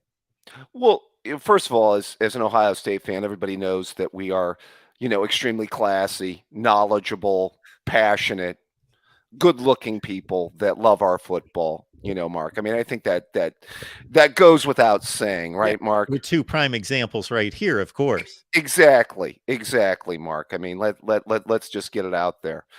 No, but I would say, but you know what that statement goes along the lines of is what you've been talking about, regionalization. Yes. I think that we were so regionalized, a lot of times in college football that, everybody kind of was in their own little base that, once you got outside of those regions, nobody, everybody kind of knew their region, but teams outside of their region were kind of, foreign to them, I guess is the best way to put it. And Gene Stallings, first of all, I credit him for making that type of statement, number one. Number two, he had coached in the NFL. He coached for a long time with the Dallas Cowboys. He had been the head coach at that point for the Arizona Cardinals. He had lived life outside the South and been around to have perspective. It's funny you say that because I completely agree with what you just said. But for some reason, from a very early age, I'm talking 8, 9 years old, I had this national perspective on college football. I watched the SEC. I just kind of had that perspective that I enjoyed watching everyone play. Well, I go with what you said earlier about scheduling. To me, I used to think, and this is back to what we're talking about with the 12-team playoff diminishing it, Mark. There's nothing like a big game atmosphere in college football. Let's just be perfectly honest. I mean, there used to be nothing. Now we might be saying there used to be nothing like a big game atmosphere in college football, because now that we're going to have a 12-team playoff, we're going to have 2 and 3 loss teams make the playoff. You remember what people used to say before the BCS era when everybody said we didn't have a playoff? Do you know what most people that weren't advocates of the playoff would say? Do you know what they said that the playoff was? The regular season. That's right. Because college football had the most important regular season of any sport. Of any sport. Sure. Because you could, what's called? Don't lose. Yeah, it's that simple. Just don't lose. And that was the way it was done. And think about where we're at today compared to where we were then, and the importance of the regular season at that time compared to where it's at right now. Yeah, the only thing that I'll say against that would be there are going to be other games that are going to be highly important in this new era of college football. You're going to see Penn State and Wisconsin play in November, and they're both 7-2, and that's going to be an important game. Whereas in the previous life, as you mentioned, that game wouldn't be important. Yeah, I mean, I guess that's there's a point to that. What I'm going to be interested to see, though, with the playoff is who are those teams that can kind of rise up? I mean, are there going to be teams that can come out of nowhere? Because I think we talked about before that even though we're expanding to 12, I know Darrell has mentioned this before, and I tend to agree with him that eventually, even though you're expanding with 12, there's a good chance you're going to end up with the same results you've always had. That the blue bloods will be there at the end, and that it will be a blue blood winning it. Yeah, at least for the foreseeable future, I think both can be true. Right. There are going to be teams that are going to rise up and fill those playoff spots.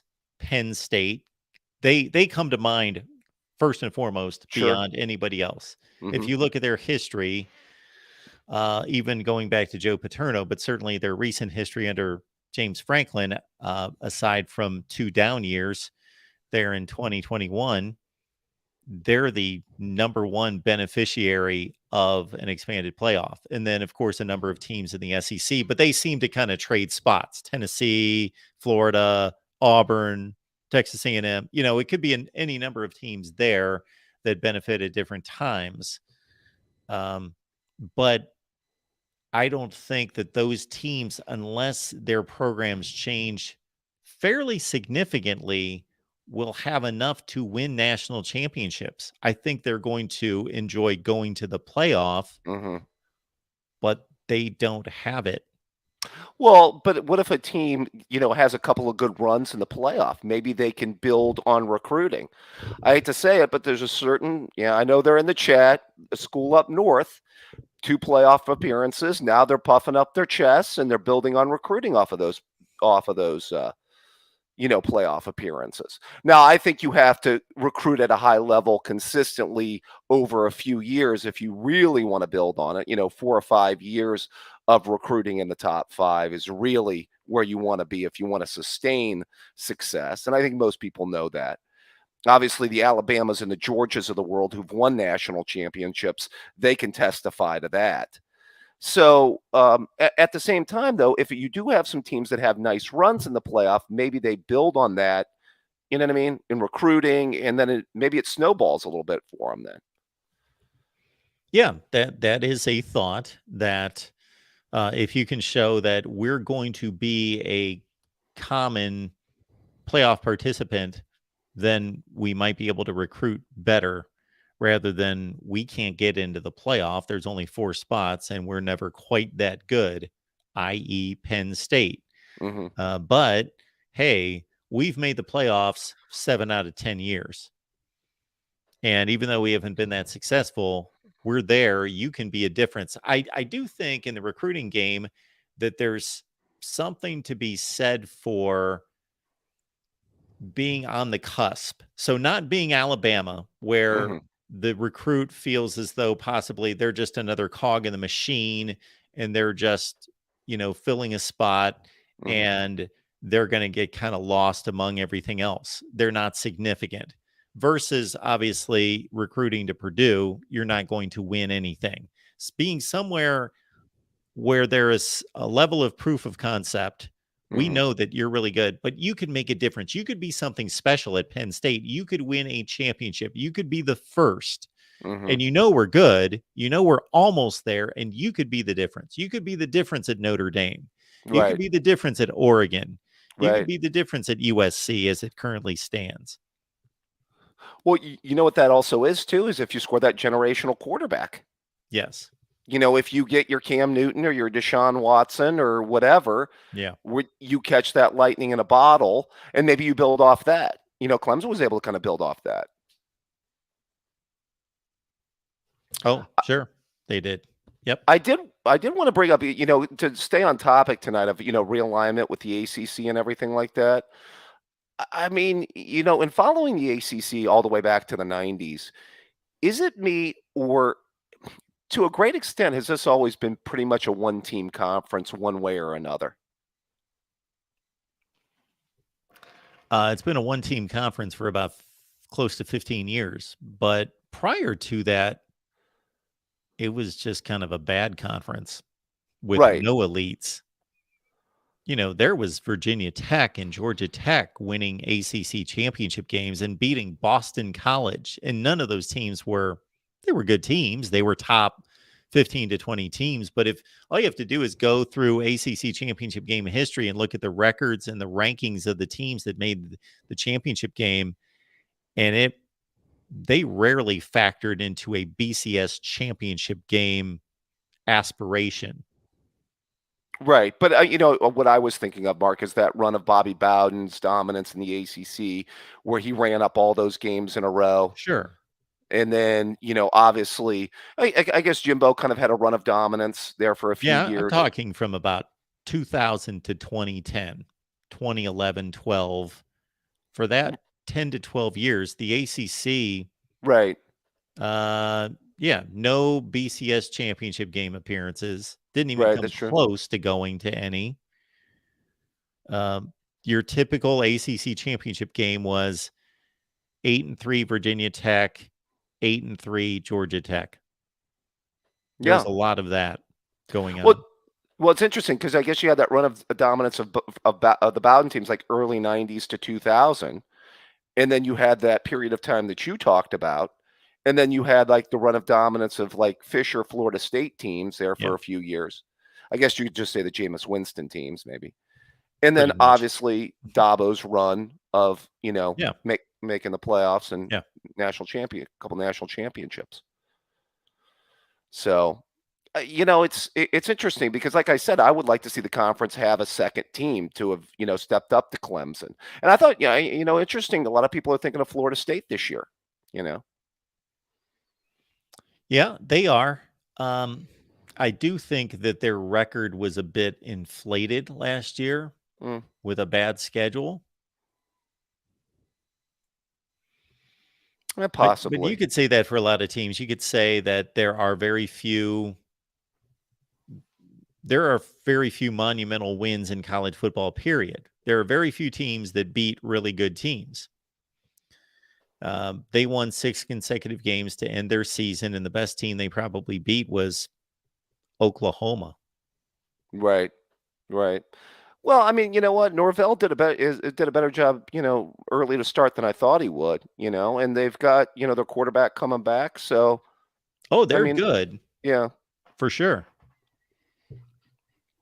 I wanted to ask you too about this realignment of the conferences, Mark. If you move to like the 18 teams or you go beyond that, did you discuss already about the possibility? Are they going to do like pods? Is that the way that it could be set up, or I don't know how you see it, but is that a possibility?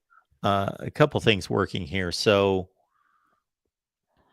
you're talking about with the current Big Ten. You're not talking about a proposed Washington, Oregon included Big Ten.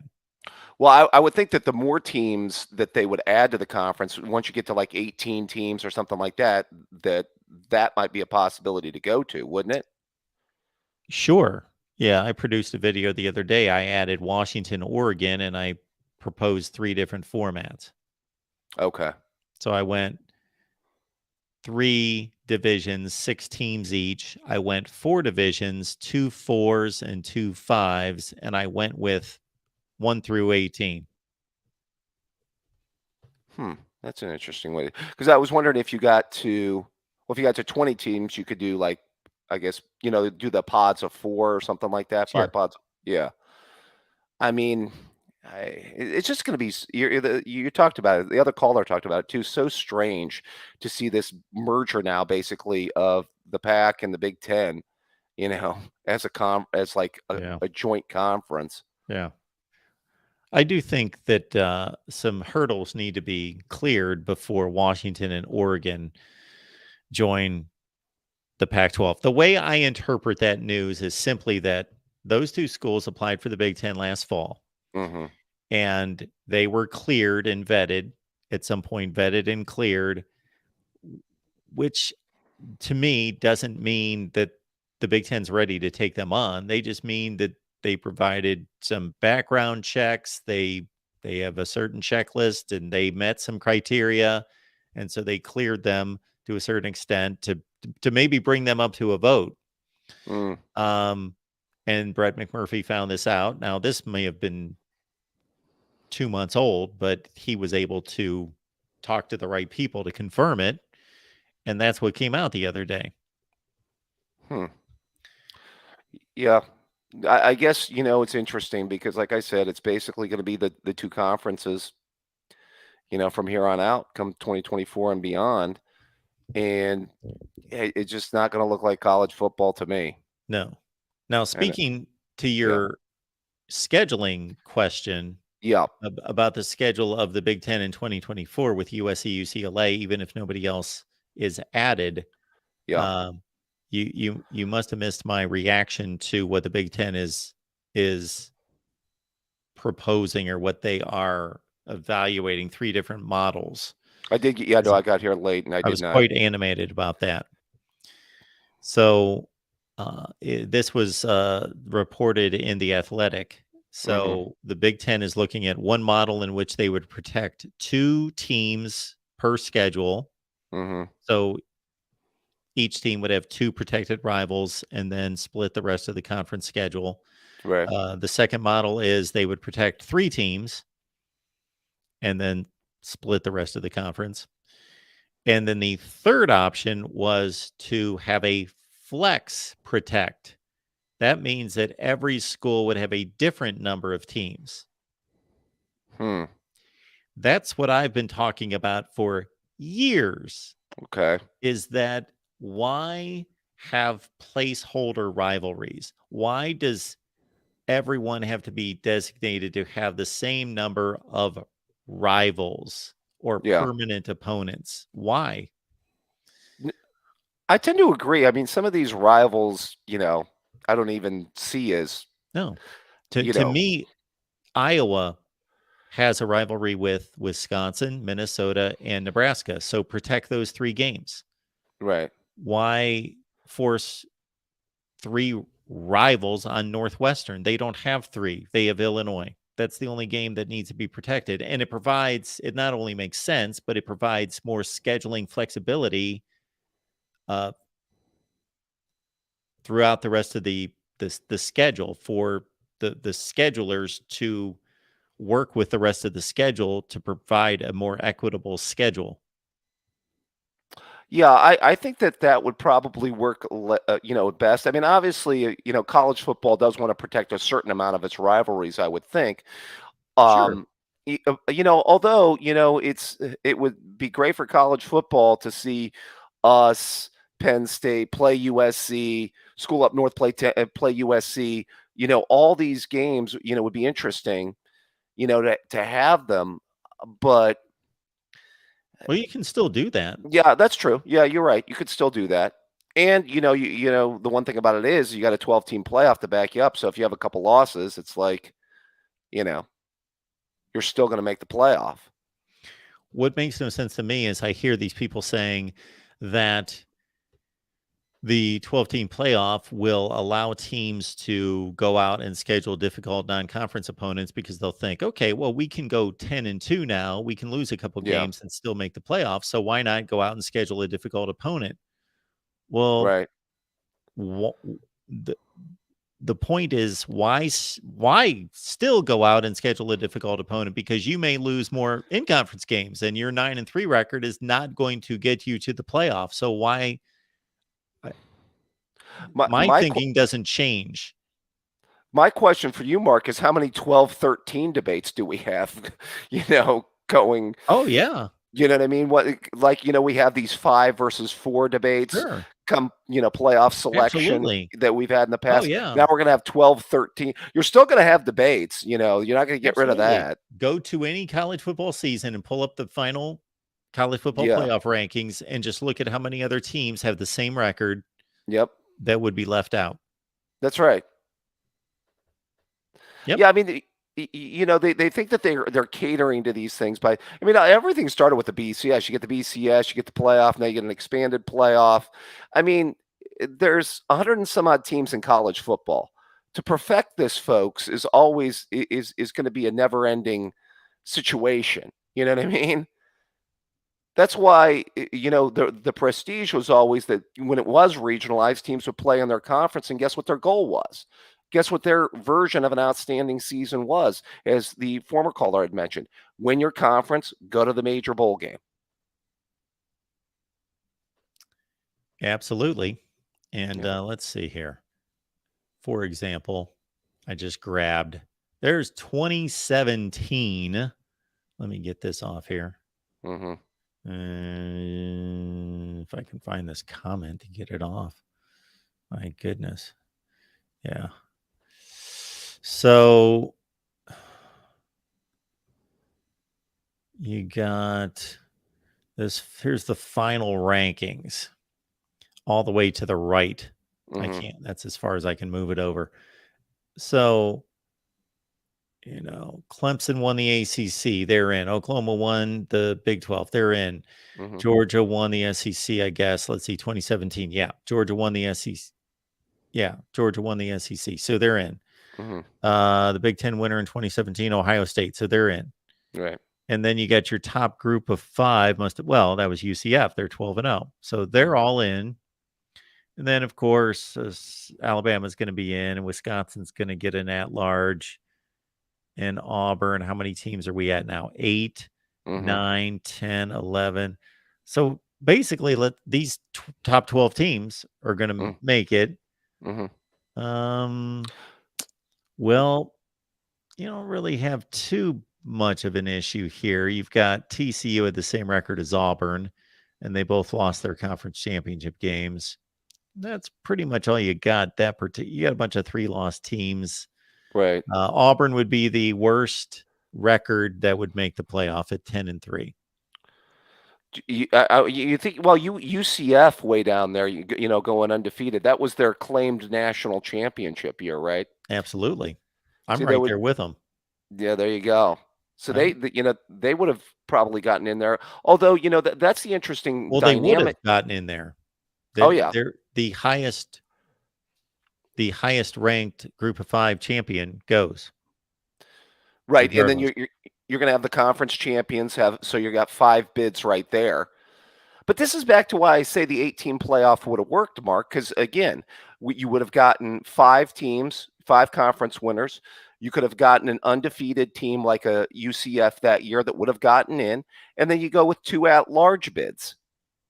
Absolutely. Look at 2016. Yeah, so that those top 12 make it. Mm-hmm. And I know somebody's going to correct me out there. Hang on. I'm not done yet. So the top group of 5's not in there. So they've got to go. Western Michigan, PJ Fleck. My man PJ Fleck and the Broncos would make the playoffs. Yeah. Okay, so it's only the top 11 there would go. So we've got all these 3-loss teams: Wisconsin, USC, Colorado, and Florida State. Oklahoma State out, Louisville out. West Virginia 10-2 out. Stanford 9-3 out. So you've got 1, 2, 3, 4, 5 teams that have the same record or a better record than teams that made it. You got a log jam at 9-3, basically. Yeah, the fighting for those last few seeds there, that would be definitely make for an interesting selection Sunday there. Yeah. Yep. Yeah, I think it will be interesting once it shakes out. I will be interested to see the first few controversies and how that plays out and the lobbying that goes on and all of that. Yeah, we'll no longer see the likes of Nick Saban on ESPN lobbying. We'll see the likes of Chris Kleiman at Kansas State lobbying, and Kalen DeBoer at Washington lobbying for the 12th spot. Yeah, those perennial gap between, let's say, the 11 and 15 teams is going to be really interesting dynamic, especially if you have those group of 3-loss or a few 2-loss teams in there vying for that last spot or 2. Absolutely. Okay. Hey, All back tomorrow. You've got Buckeye show early and then Ohio State Clemson later, correct? Well, we were going to do the Ohio State Clemson tonight, but there was so much with this ACC. I just figured we should go with this, and we'll have to reschedule that Ohio State Clemson. I don't know if I've got it in me to do 3 hours on that after we get going with Buckeyes Live at 11 a.m. Okay. And I got 5 shows tomorrow, so You got a lot to juggle. I get it. I had my notes ready. I had my Mark Rogers legal pad ready to go here. Absolutely, yes. You're not the only one with some legal pads there, Mark. I love to hear it, David. But we will get to that, and we're also going to look at 2016 from the shoe. Yes.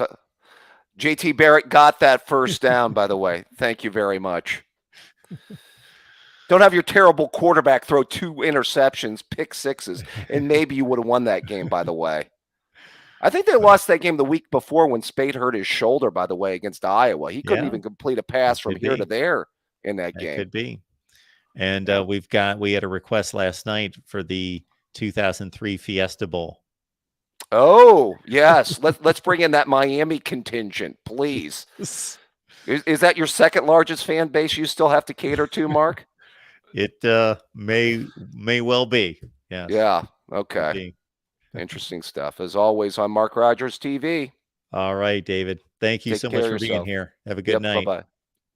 We were just about to hang things up for the night, but we've got Hunter checking in tonight. Hunter, how you doing? Hello, Hunter. Sorry, my mic was muted.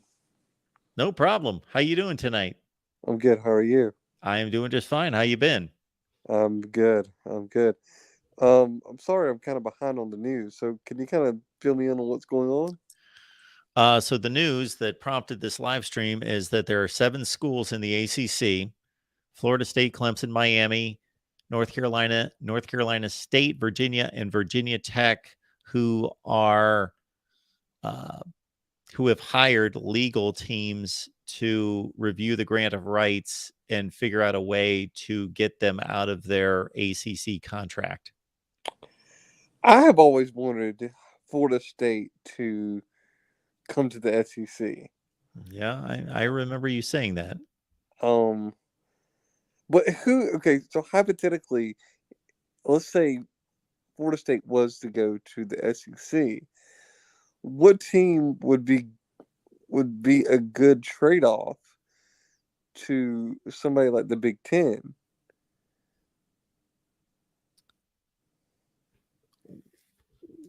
Well, I think just about all of those schools are going to find a home in either one of those 2 conferences. But what team would benefit the Big Ten? Well, I kind of understand your question, Hunter, but let's understand that's not the real world. They're not going to be cooperating and saying the SEC is not going to take Florida State and then say, okay, Big Ten, you get your selection next. Yeah. I know. But I'm saying you would think that the Big Ten would try to go after a team from the ACC to kind of balance. To kind of balance things out. So I am just about positive that they will. Yes. So my question would be, who do you think would be the school that they would be most interested in? Well, I believe that the Big Ten is very interested in a combination of academics and athletics. And so North Carolina is attractive to them, and I think Virginia is attractive to them. Now, if you made me commissioner of the Big Ten, who would I go after? I'm on record as saying Florida State and Miami would be my top 2 targets.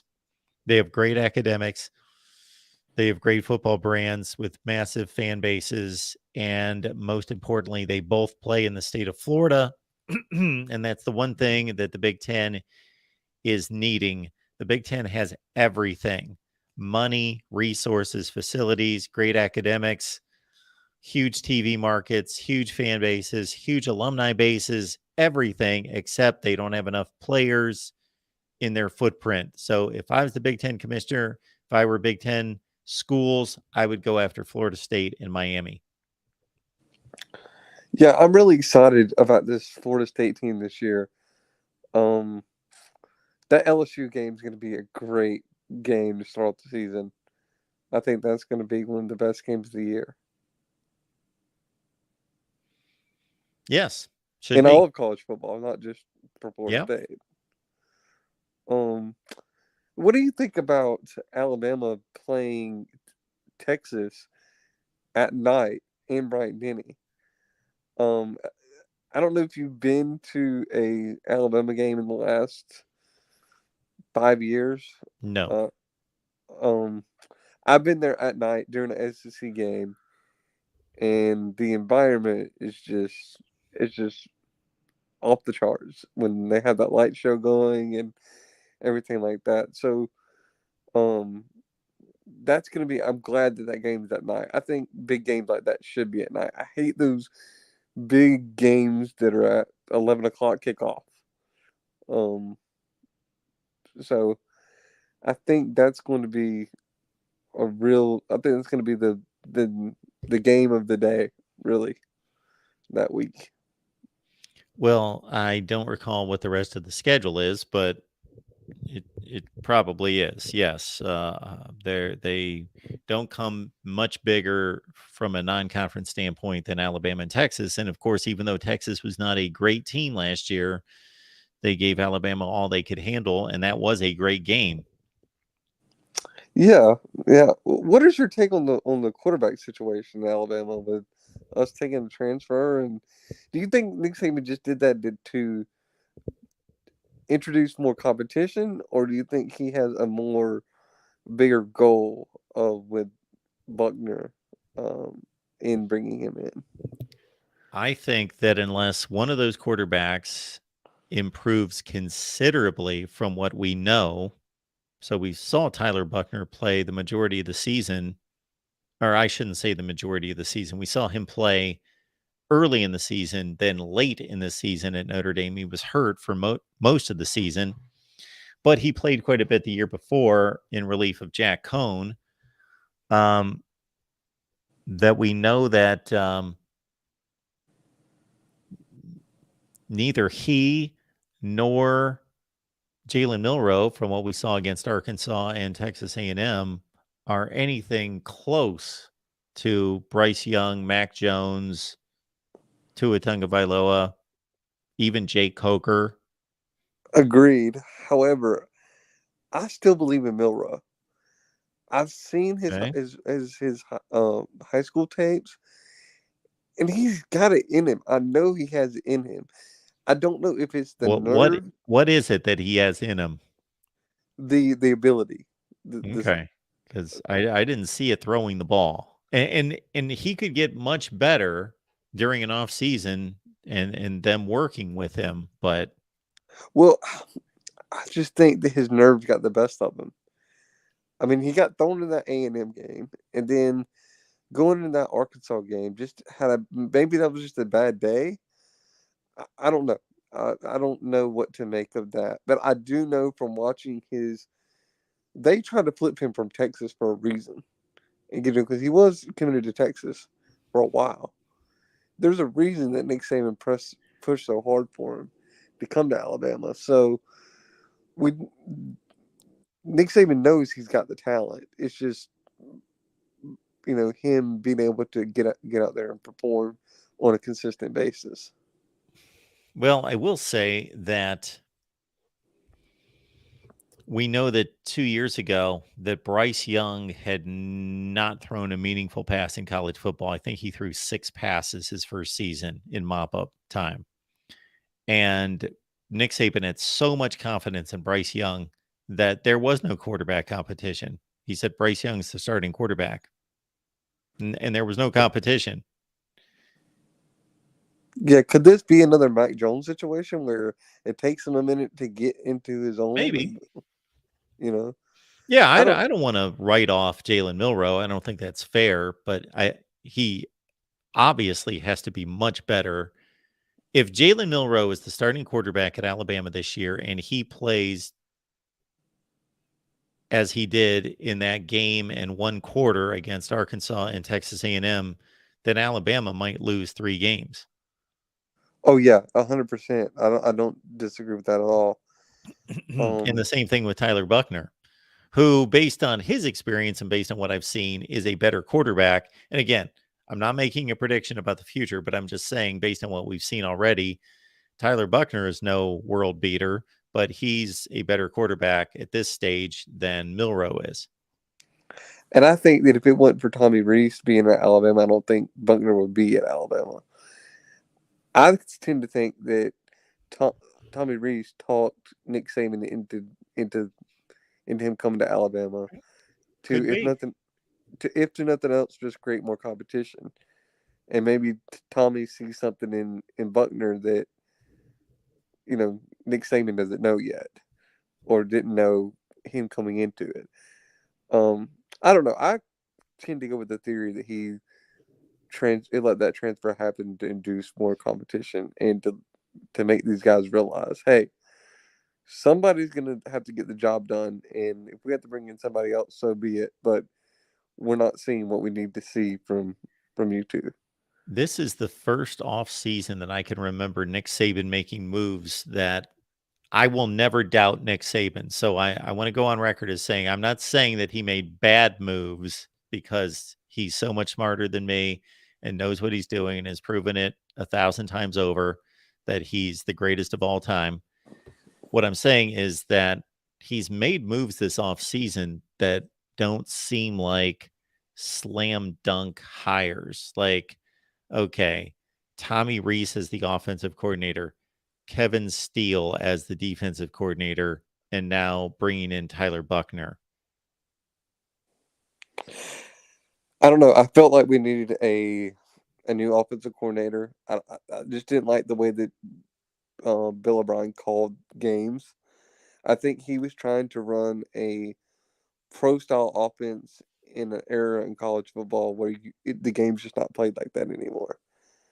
And maybe Tommy Rees has some concepts and some things that he can bring to the table to make this Alabama team more dynamic in the passing game, and that's what my hope is.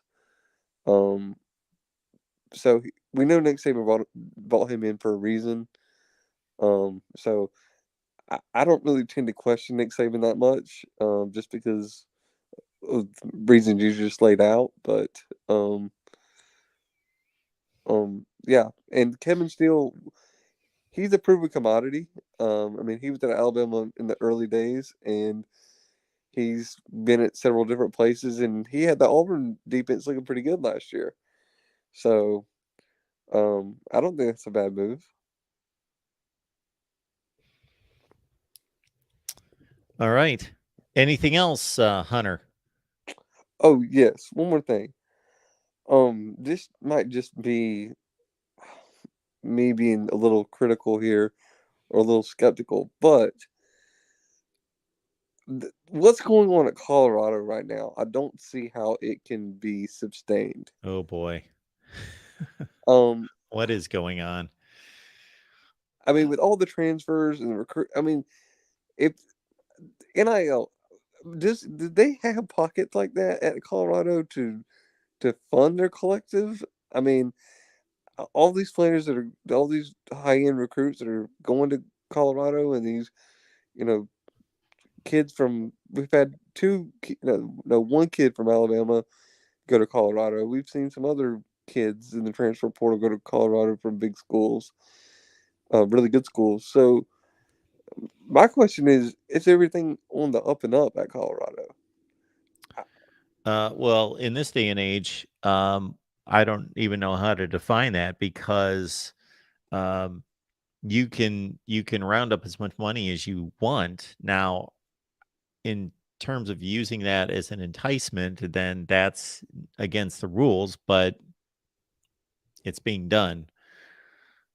So let me answer your question this way, that let's understand that Deion Sanders took over what was probably the worst team in the country in the Power Five.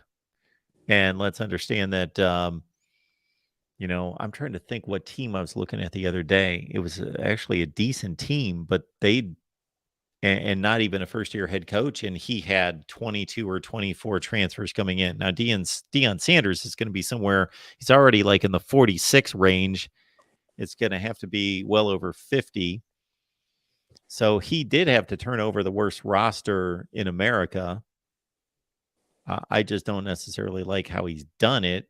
I just think he's not been necessarily the classiest about it, or the most forthright, but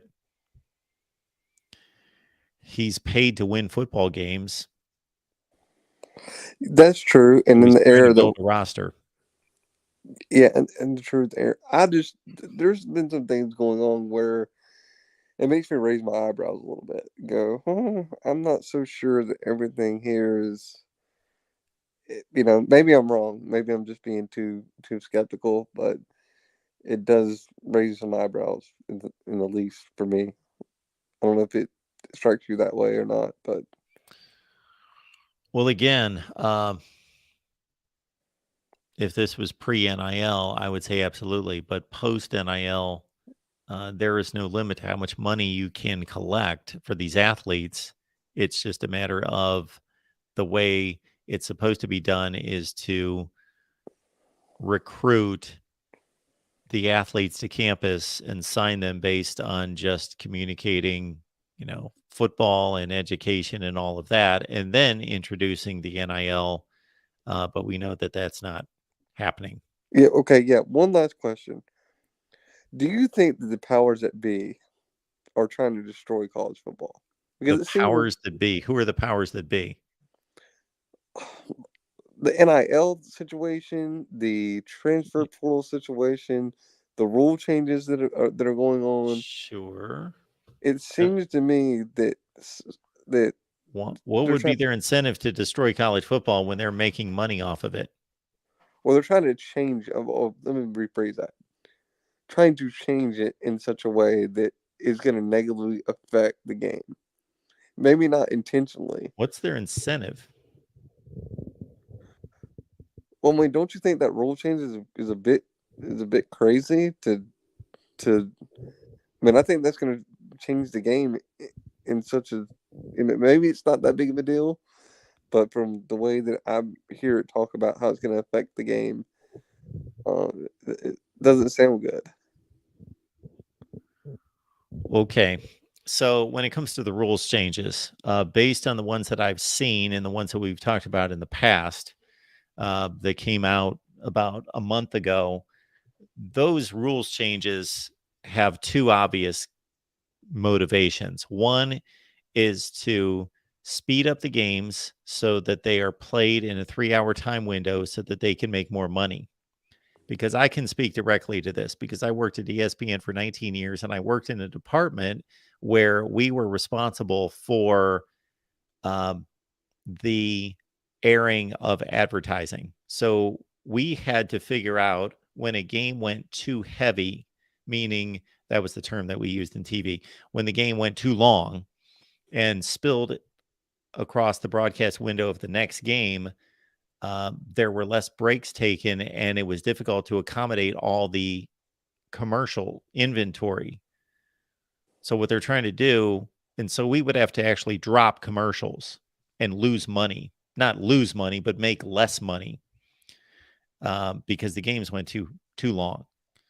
Or the games would have to be moved to ESPN News or ESPNU, and the advertisers would not pay for their spots to air on those networks because a far smaller number of people are watching the games. So they're trying to speed up the games to get them played in a 3-hour tight nice little window.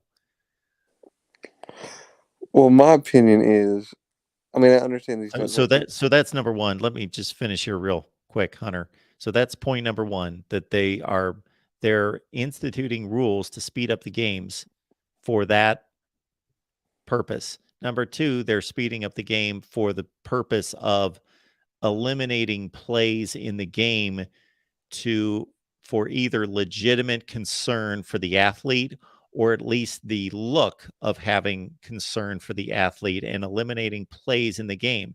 That's one of the reasons why you've seen so many different rules changes to kickoffs and punts. That's for the safety of the athletes. Yeah, and some of those rules I agree with. Now, do I agree with some of the implementation of them? Maybe not so much. I mean, for example, best example of this would be the targeting rule. I agree with it in principle, but the way that's been applied and called in games is a whole nother scenario. I just don't like this rule change about the speeding up the game. I mean, I think that just kind of ruin the experience.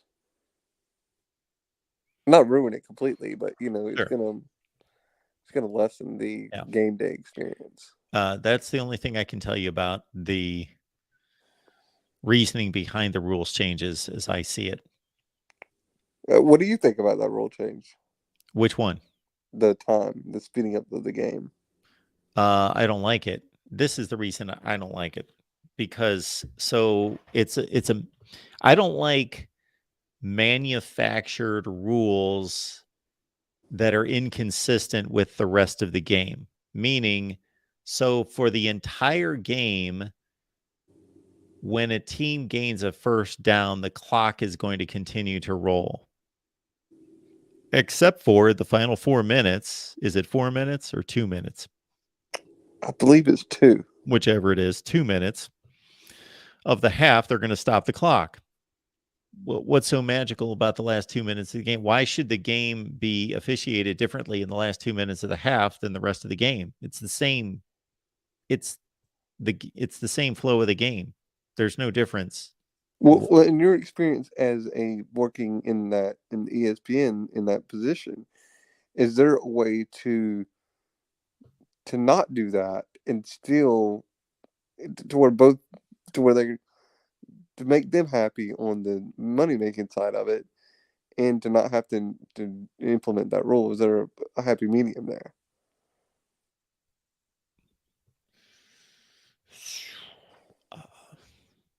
Well, not really, because what's going on right now is that they are scheduling football games to be played in 3 hours, and the average football game's played around 3 hours and 25 or 30 minutes.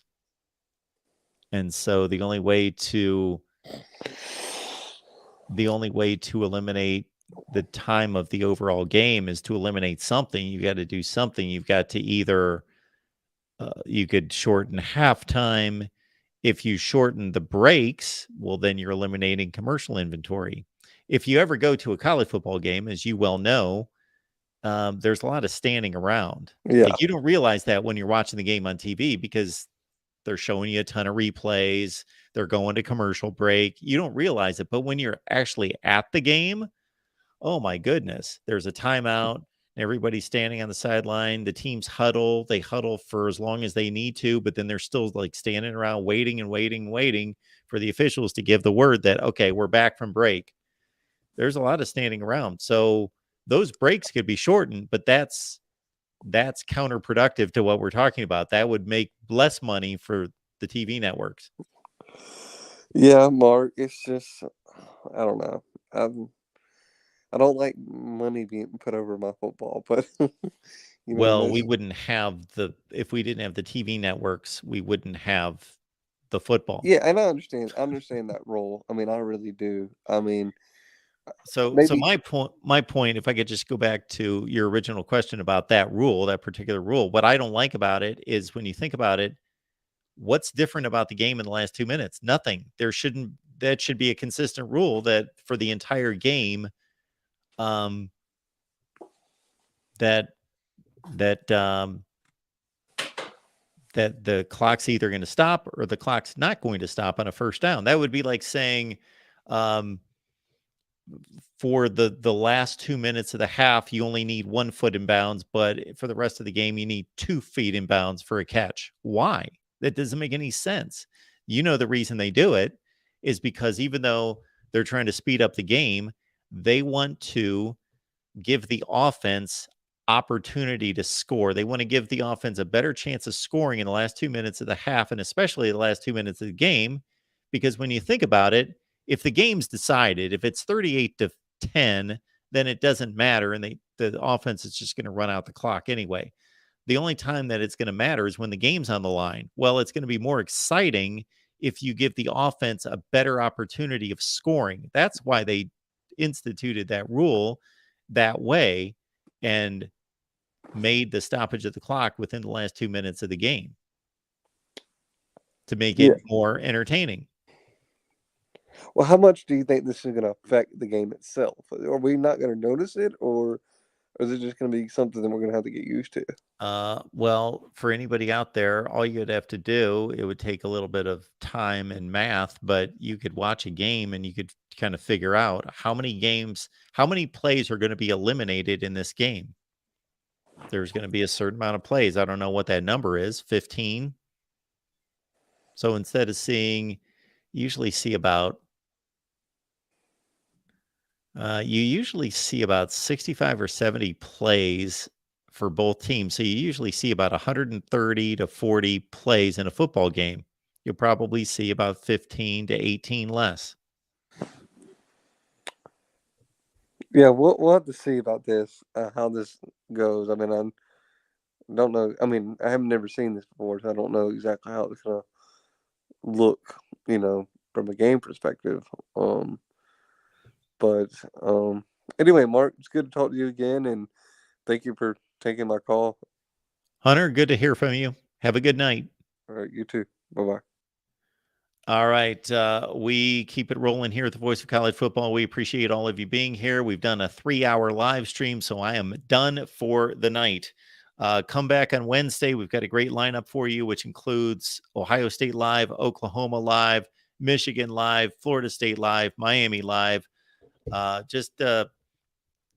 Basically subscribe to the channel, hit the bell for the notifications, and check out the community page, because every morning on the community page, I've got a listing of all our live streams and where to find those. So you can just click on the link and you can go right to that channel and find that particular live stream right here at the Voice of College Football. We will see you all Wednesday at 11 a.m. Eastern time for Buckeyes Live.